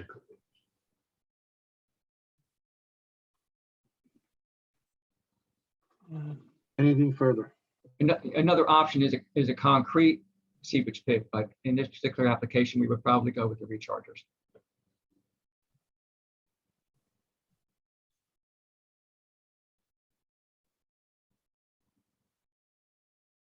Okay. Are there other questions for the moment? Ms. Sweet, did you want to wrap up or have anything else you wanted to say to us, or you? Well, wanted your- we need to open it up to the public if there is any. I don't know. I don't see any members of the public here, but let's do that. If there's a member of the public here, is there anybody who would like to ask any questions? Can we Maybe- stop sharing so I can see the participants? That would be very helpful. Thank you. So there are no members of the public, so the public portion of There the is hearing. 2. Oh, there are 2 members of the public? Yes, ma'am. There's Oh. 2. I have a Scott Brustein who has his hand raised. Okay, we don't see that. So now I see. Mr. Brustein, would you go ahead, please, and begin by telling us your name and your address? Oh, I'm sharing this with my wife. I'm sorry. Scott Okay. Bruce. I live in 38 South First Avenue. I'm the house right behind the proposed development. Mr. Burstein, welcome. do you swear or affirm that the testimony that you're about to give will be the truth? So help you God. Yes. Thank you. So, Go Mr. ahead. Brustein, thank you for coming, and please go ahead. Ask if I can speak. Oh, can I hand this over to my wife? You certainly can. Can we? Okay. Is it possible that we could see you guys? or the person who's going to be speaking? I don't seem to have that option. I'm on an iPad. Okay, okay. This is his wife. I'm Lenore Nigaborn, same house, 38 South First. I think because it's a and- webinar. Ms. Nygaborn, just one moment. Go ahead, Mr. Thomas. Thank you. Do you swear or affirm that your testimony that you're about to give will be the truth, so help you God? I do, thank you. And I'm sorry, I didn't catch your first name. I apologize. Oh, it's okay, Lenore. Thank you. And please call me Lenore. I think that because it's a webinar, we don't have the option of turning on our Okay. Anyway, one of the variances being requested is 10 foot from behind the house so that it will be a little bit closer to our home. And Excuse me one second. Ms. Sweet, is that the case? I thought the rear yard was complying. The rear setback was in compliance. Is that? Yeah, you're correct, Ms. Richmond. Yeah, the rear yard is actually the one of the variances we're not asking for. Our proposed setback to the rear yard line is 23.42 feet, which would comply with the minimum of 20 feet required in the zone. Okay, so Ms. Nygaborn, did you understand that there is no variance being requested for the rear yard setback? I'm a little confused then because Mr. Fox came to see us just 2 days ago to request that to offer, he said to make the standard offer to buy the 10 feet from us, or we could just come and just allow it. And he also made me send him an email today also affirming that he made that offer.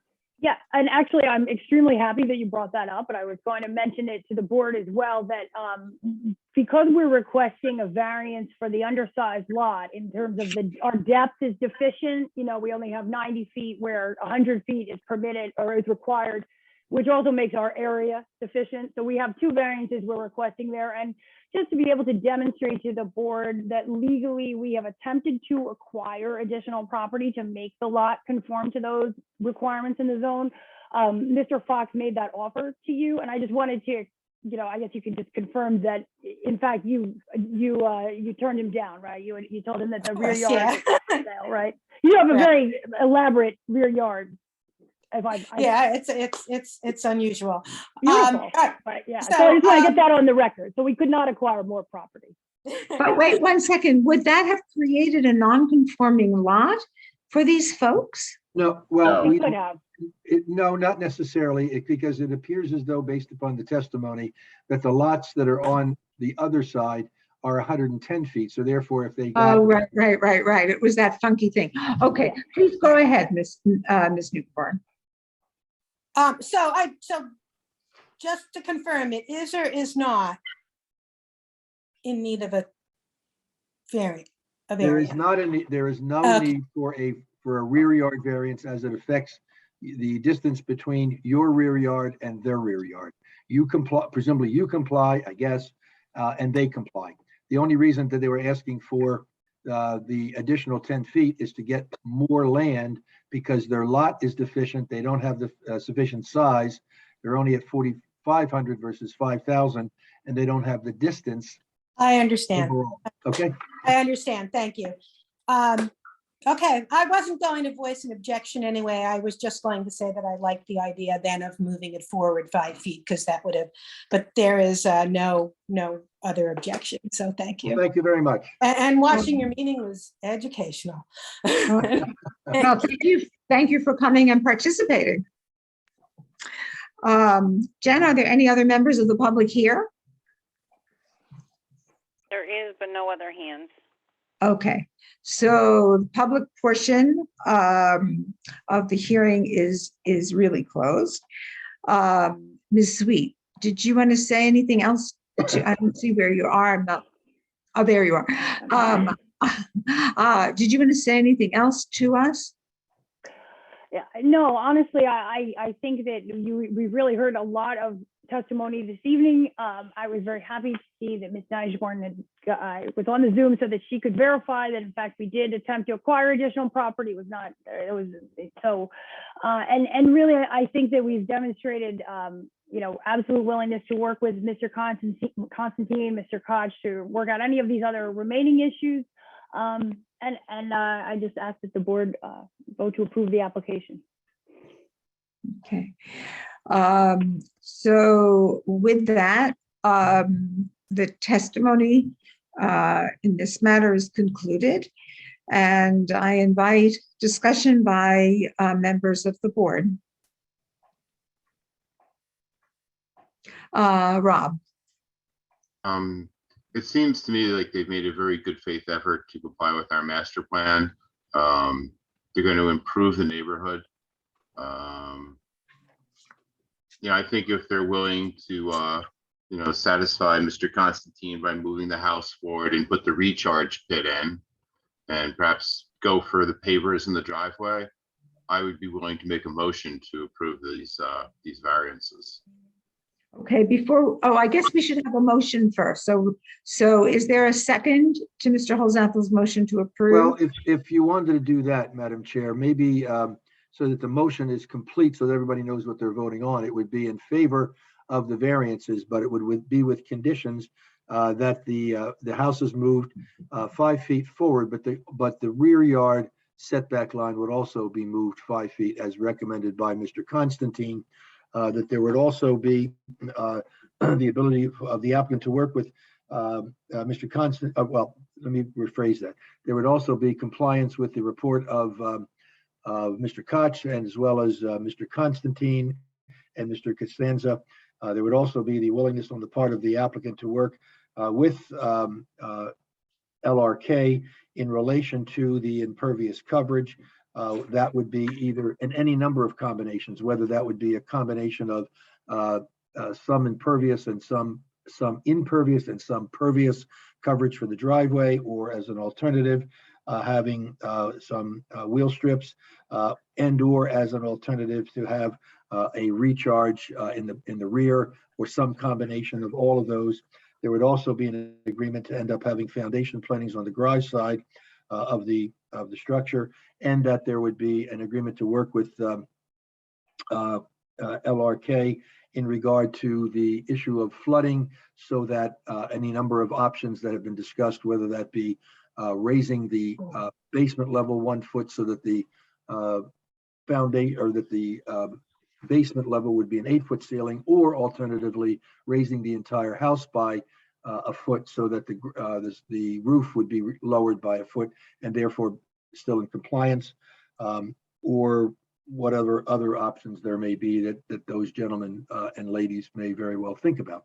So it would be those that I found that were conditions, in addition to those that are in both of the reports that I've already outlined. So in addition, there's a one of the other options is to consider French drains in connection with the stormwater.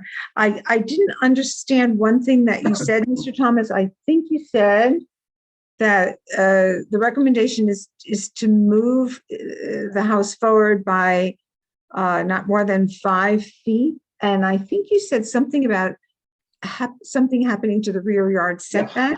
Yes. If you look at Mr. Constantine's report, I believe it's in 7.2, he's making, in other words, the concern is raised in a couple of different applications in the past, both, I'm not sure if at this board, but I know it's been at the planning board, whereby you move the house, excuse me, you move the house forward, but if you don't do a commensurate change in the rear yard setback, you are then allowing more activity to occur in the rear.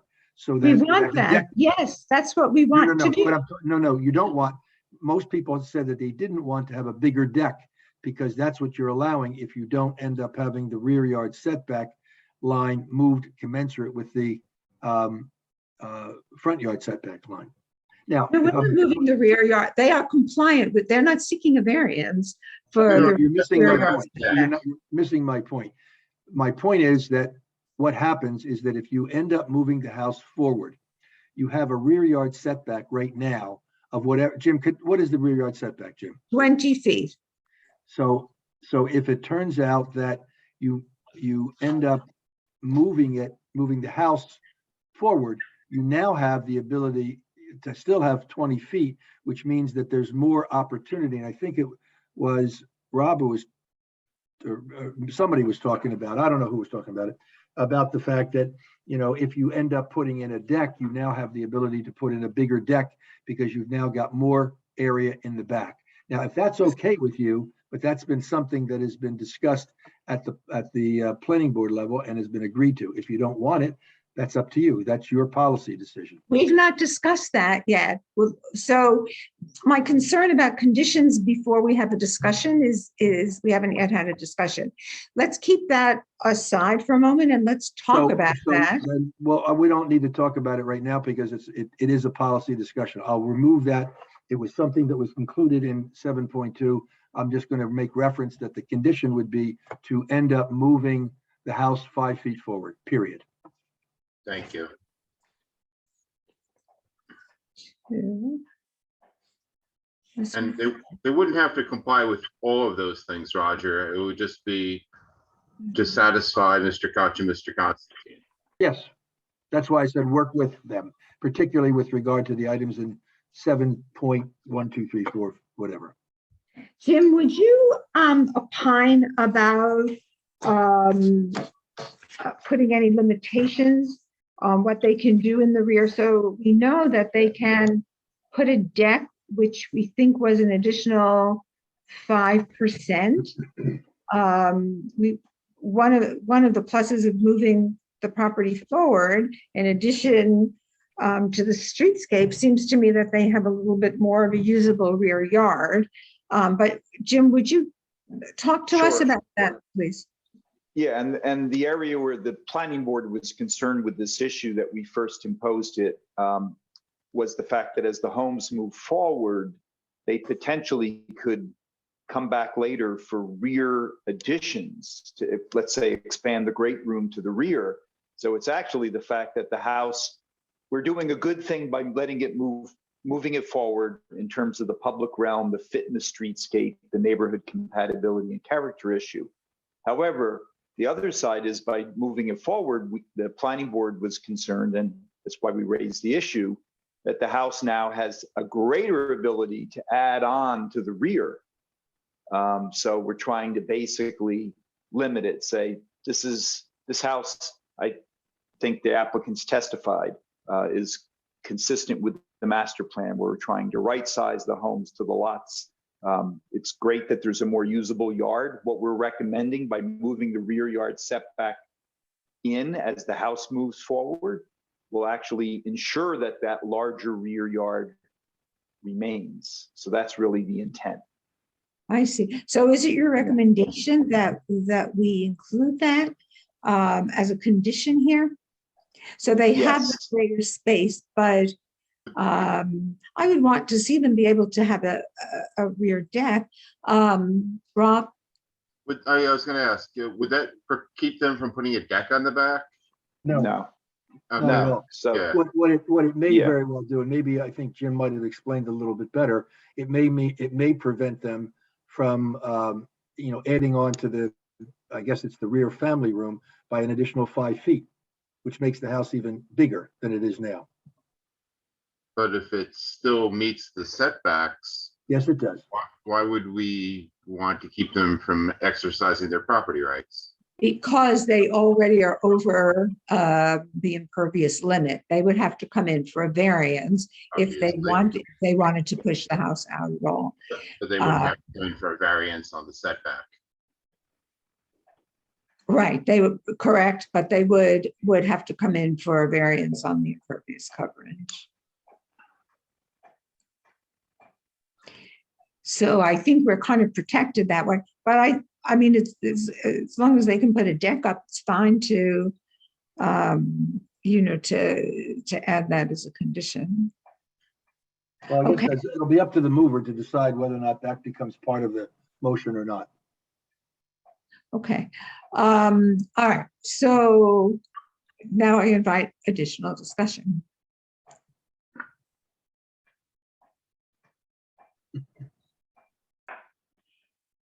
Nobody has a thought? Go ahead. Yeah, well, it's certainly, from my point of view, it's certainly an improvement to the neighborhood.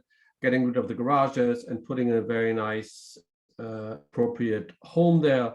And I very much appreciate the way the applicant was willing to discuss our concerns, our considerations, and certainly that moving the house forward will be a very good move also for the usability of the backspace and how they become a very positive asset to that neighborhood. Thank you. Other comments? Oh, please go ahead. I'm a little bit concerned about, I think when we first presented this to Mr., is he still here? Kraft. He did not give us a straight answer whether he wanted to move it 5 feet or not. So I think as long as it is in one of the options that he can work out with the engineer and the planner, I think that's fine. But I think the applicant should have the option to figure out whether he wants to have 3 off-street spots. And I think that's also valuable for this block. And I don't want to, I was there today and I saw, and I immediately thought that Jim's recommendation is a good one to move it closer forward, but not to the extent that we lose a parking spot. So I think one of the conditions that we're going to impose is that there be not fewer than 3 off-street parking spots. They have to provide 2.5 regardless. They've offered 3. And we've heard testimony that if the house is moved forward 5 feet, we don't lose one of those 3 parking spaces, but that's a condition that they have to meet, that they have to have 3 off-street spaces. That is the clarification I'm asking. Is this a specific requirement that we're imposing, or is it one of several options that the applicant can work out with our professionals? So let's discuss that. It seems to me that what we've been saying is working with the impervious coverage, the recharge, potential for recharge. There are several options there that will be worked out with the board's professionals and the applicant's professionals. 3 parking spaces, I don't think is one of those options. I'm understanding and would be in favor of a condition that says they have to provide us 3 parking spaces. And as far as shifting the house forward 5 feet, we can make that determination now. My motion was simply that they satisfy Mr. Constantine and Mr. Koch. And to Roger's point about the rear setback, I would not be in favor of adding any more encumbrances to the property owners. Okay. Thank you, Rob. But let's see how everybody else feels. Other thoughts? But I just be able to clarify just one thing? Please. I just don't want to get locked into that 5 feet. It's probably going to be more like 4.5 feet in order to accommodate the 3 spots. So I just wanted to make that point. Whatever it takes to get the 3 spots. That's fine. Thank you. Whatever it takes to maintain the 3 spots and to move it forward for streetscape aesthetics, and that you would work with Mr. Constantine and Mr. Koch on. Okay, thank you for that clarification. Okay, other thoughts?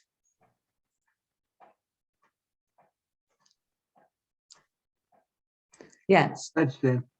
Yeah, I like, obviously the fact that it's a big improvement over what's there now, and that we find out that the garages were used for people like not right on the street, right in the local area, but for outside. So you really wouldn't lose any spots there, and you actually gain 3 on site and space for 2 on the street. So that seems like a big plus to me. Thank you.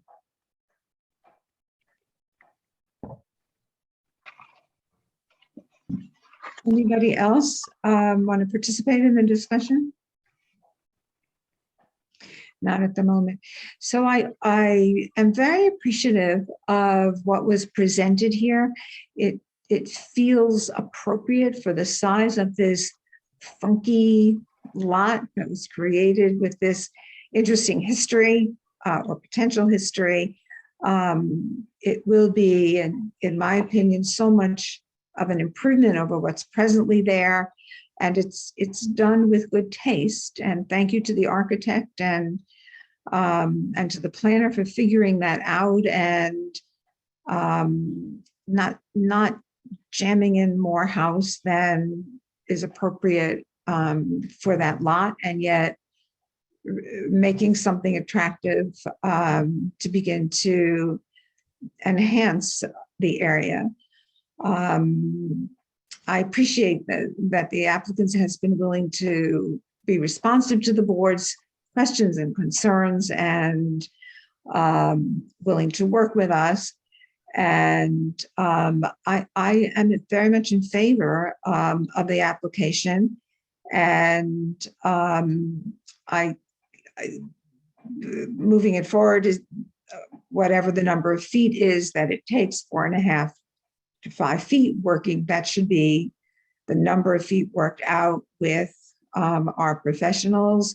The additional enhanced landscaping, I think there was a request in the LRK report for some additional landscaping in front of the house, if I'm not mistaken. I want to make sure that the verge is there and planted.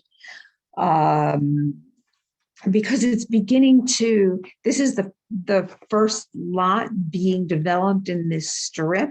And we don't know what may come next, but this is, I think, is setting a nice precedent for what redevelopment could look like in that section of Cedar Avenue. I think the conditions that we talked about, we clarified. But Mr. Thomas, after they're drafted, if you could send that to me and I'll hang on to my notes so I can take a look at that. What we need to determine what the board's thoughts are. Seems to be some mixed opinions about what we should do about changing the rear yard setback here. Seems to me not necessary. Because of the need for a variance, if there were to be any request to expand the house in the rear. But we've heard Mr. Thomas articulate what the planning board's thoughts are on that. So I need to know what people are thinking about what we should do with that rear yard setback issue. Madam Chair, you could actually call the motion, and then if it gets approved, then you'll know that the motion without it is the position of this board, at least with this application. Okay, we can do that. Anybody want to just tell me what your thoughts are about that? I'm sorry, could you just clarify that rear yard question? Yeah, so we're pushing the house up by more or less 5 feet. That gives the applicant 5 more feet in the rear of the house. The planning board historically or recently has been concerned that that gives the ultimate homeowner the possibility of pushing the house out and making it more house than belongs on a lot like that. And so there have been conditions that the planning board has imposed in cases like this, where for aesthetic purposes, the house is being pushed in further into the front yard setback. In this instance, because the impervious coverage on the lot is already exceeded, if the ultimate homeowner wanted to push the house out in the rear, they would have to come back before this board to get a variance to increase the impervious coverage. So that's the question is, do we also put a restriction on, or do we increase the rear yard setback by the number of feet the house gets pushed forward? It feels a little like a belt and suspenders only in this particular instance, but I think you're right. It doesn't hurt, but it certainly doesn't hurt anybody. So I'm just wondering what Rob Holzapfel has said. Doesn't think it's necessary. but I would like to know what other thoughts are, please. I agree with Rob for what it's worth. Okay, Same here. okay. I think if you have a really large lot, it's a different issue. But here, because of side yard I mean, they're going, I mean, I guess if they are going to do anything, they're going to still have to come back to us, aren't they? Because of Correct. Because they will have further invaded the side yard setbacks and whatever. All right, so I think I hear a consensus that we can leave that alone on this particular lot. I don't want that to set a precedent because there may be a lot where it makes sense to impose that. But I don't think we need to do that here. And I think Mr. Thomas has articulated the remainder of the conditions. So Mr. Holzapfel, maybe would you make your motion again with the conditions articulated by Mr. Thomas, which you don't have to say them all again. My motion is to grant approval to this application, satisfying Mr. Koch and Mr. Constantine, going forward, without any additional backyard encumbrances placed on the property owner. That is my motion. Can I have a second, please? Yes, may we have a second, please? I'll second it. Thank you. Thank you, Stanley. Can we just try to refine that a little bit? I trust our professionals, but to just say whatever they say, I mean, I think we had more detail before. Well, I'll reiterate what I said previously, and that would be that there would be the movement of the house more or less 5 feet toward the street. And also, but maintaining the requirement of 3 parking spaces on the lot. There would also be the requirement that the reports of Bruce and Chris would be maintained, and as it relates to primarily items number 7, 1.8, the applicant would work with them, particularly as it relates to the impervious coverage, and there's a series of different options, which I don't think I need to repeat because we've talked about that. There would also be the requirement to provide for foundation plantings on the garage side to be satisfactory to the planners, that there would also be, excuse me, in an effort to eliminate a potential of flooding in the basement. There would either be just simply the raising of the basement floor by 1 foot, so therefore that the floor of the basement would not be 9 feet but 8 feet, or alternatively raise the entirety of the house by 1 foot and then reduce the roof so that it would comply with the height requirement, and that or also provide potentially for French drains and potentially having recharge in the area where there's this stump to have something in the nature of a dry well.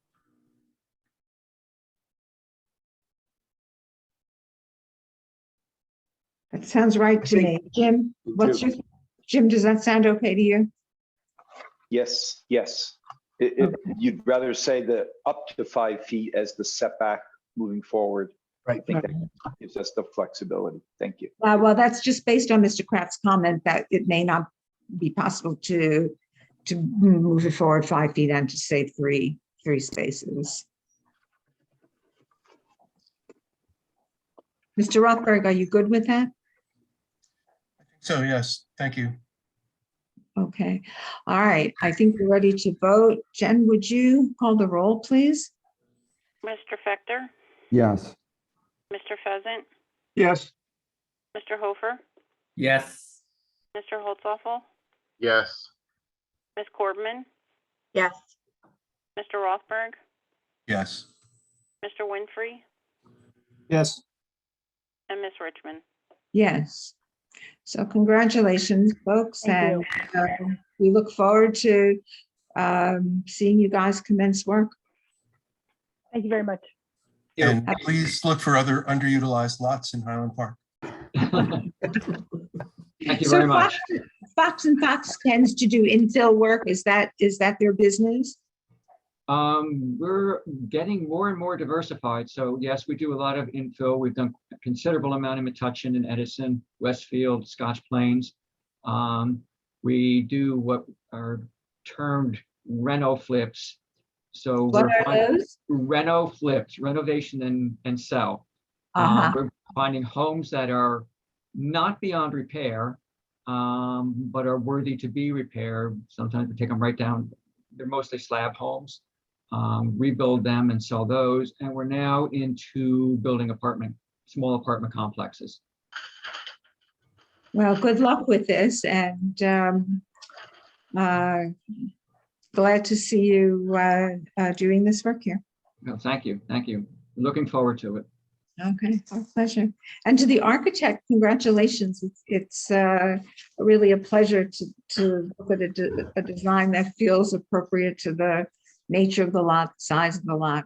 So good job. I will let him know. Okay. Oh, I guess he's there. His name is here. His name is Yeah. here. He stepped out for a break. All right, good, Okay. good night. The applicant's welcome to leave, and we will finish up our meeting. All right, thanks, folks. Have a good night. Have a good Thank night. you. Jessica. Good night. Thank you. Jen, would you call the next item on the agenda, please? We have approval of minutes from June 28, 2021, regular meeting. Okay. Is there a motion to approve the minutes Oh, from think there June was- 2021? I think there was one typographical error. Okay, would Can you you? send that to me?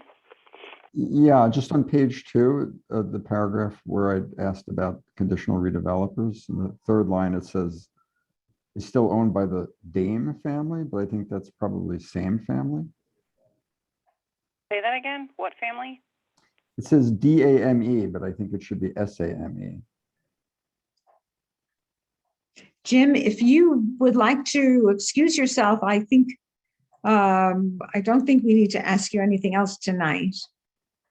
Okay, thank you. It's nice to see everyone. Thank you. See you, Jim. Thank Bye-bye. you. Thank you for figuring this out with, I know you're not in town, and it all got worked out, so appreciate that. Thank you. Good night. Bye-bye. Bye-bye.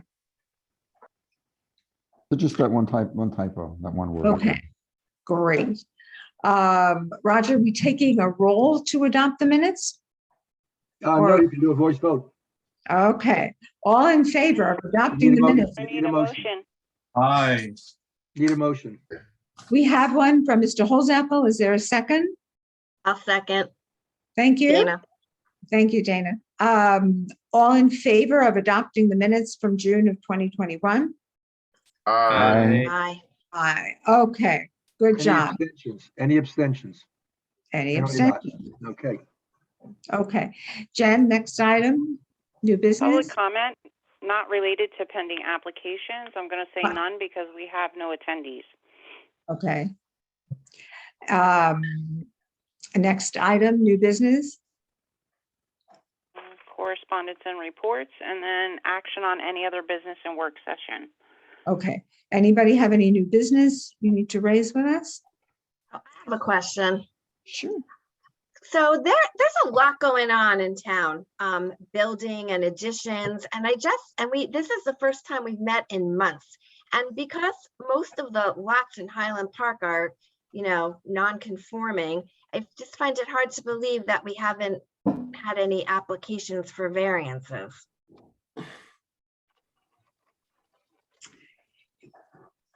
So we have a zoning officer, and he's the one who issues zoning permits. He's the one who makes the determination as to whether the application is complying. And if it is, then they get a zoning permit. And if it's not, they get a rejection of a zoning permit, and then they have to make their application to us.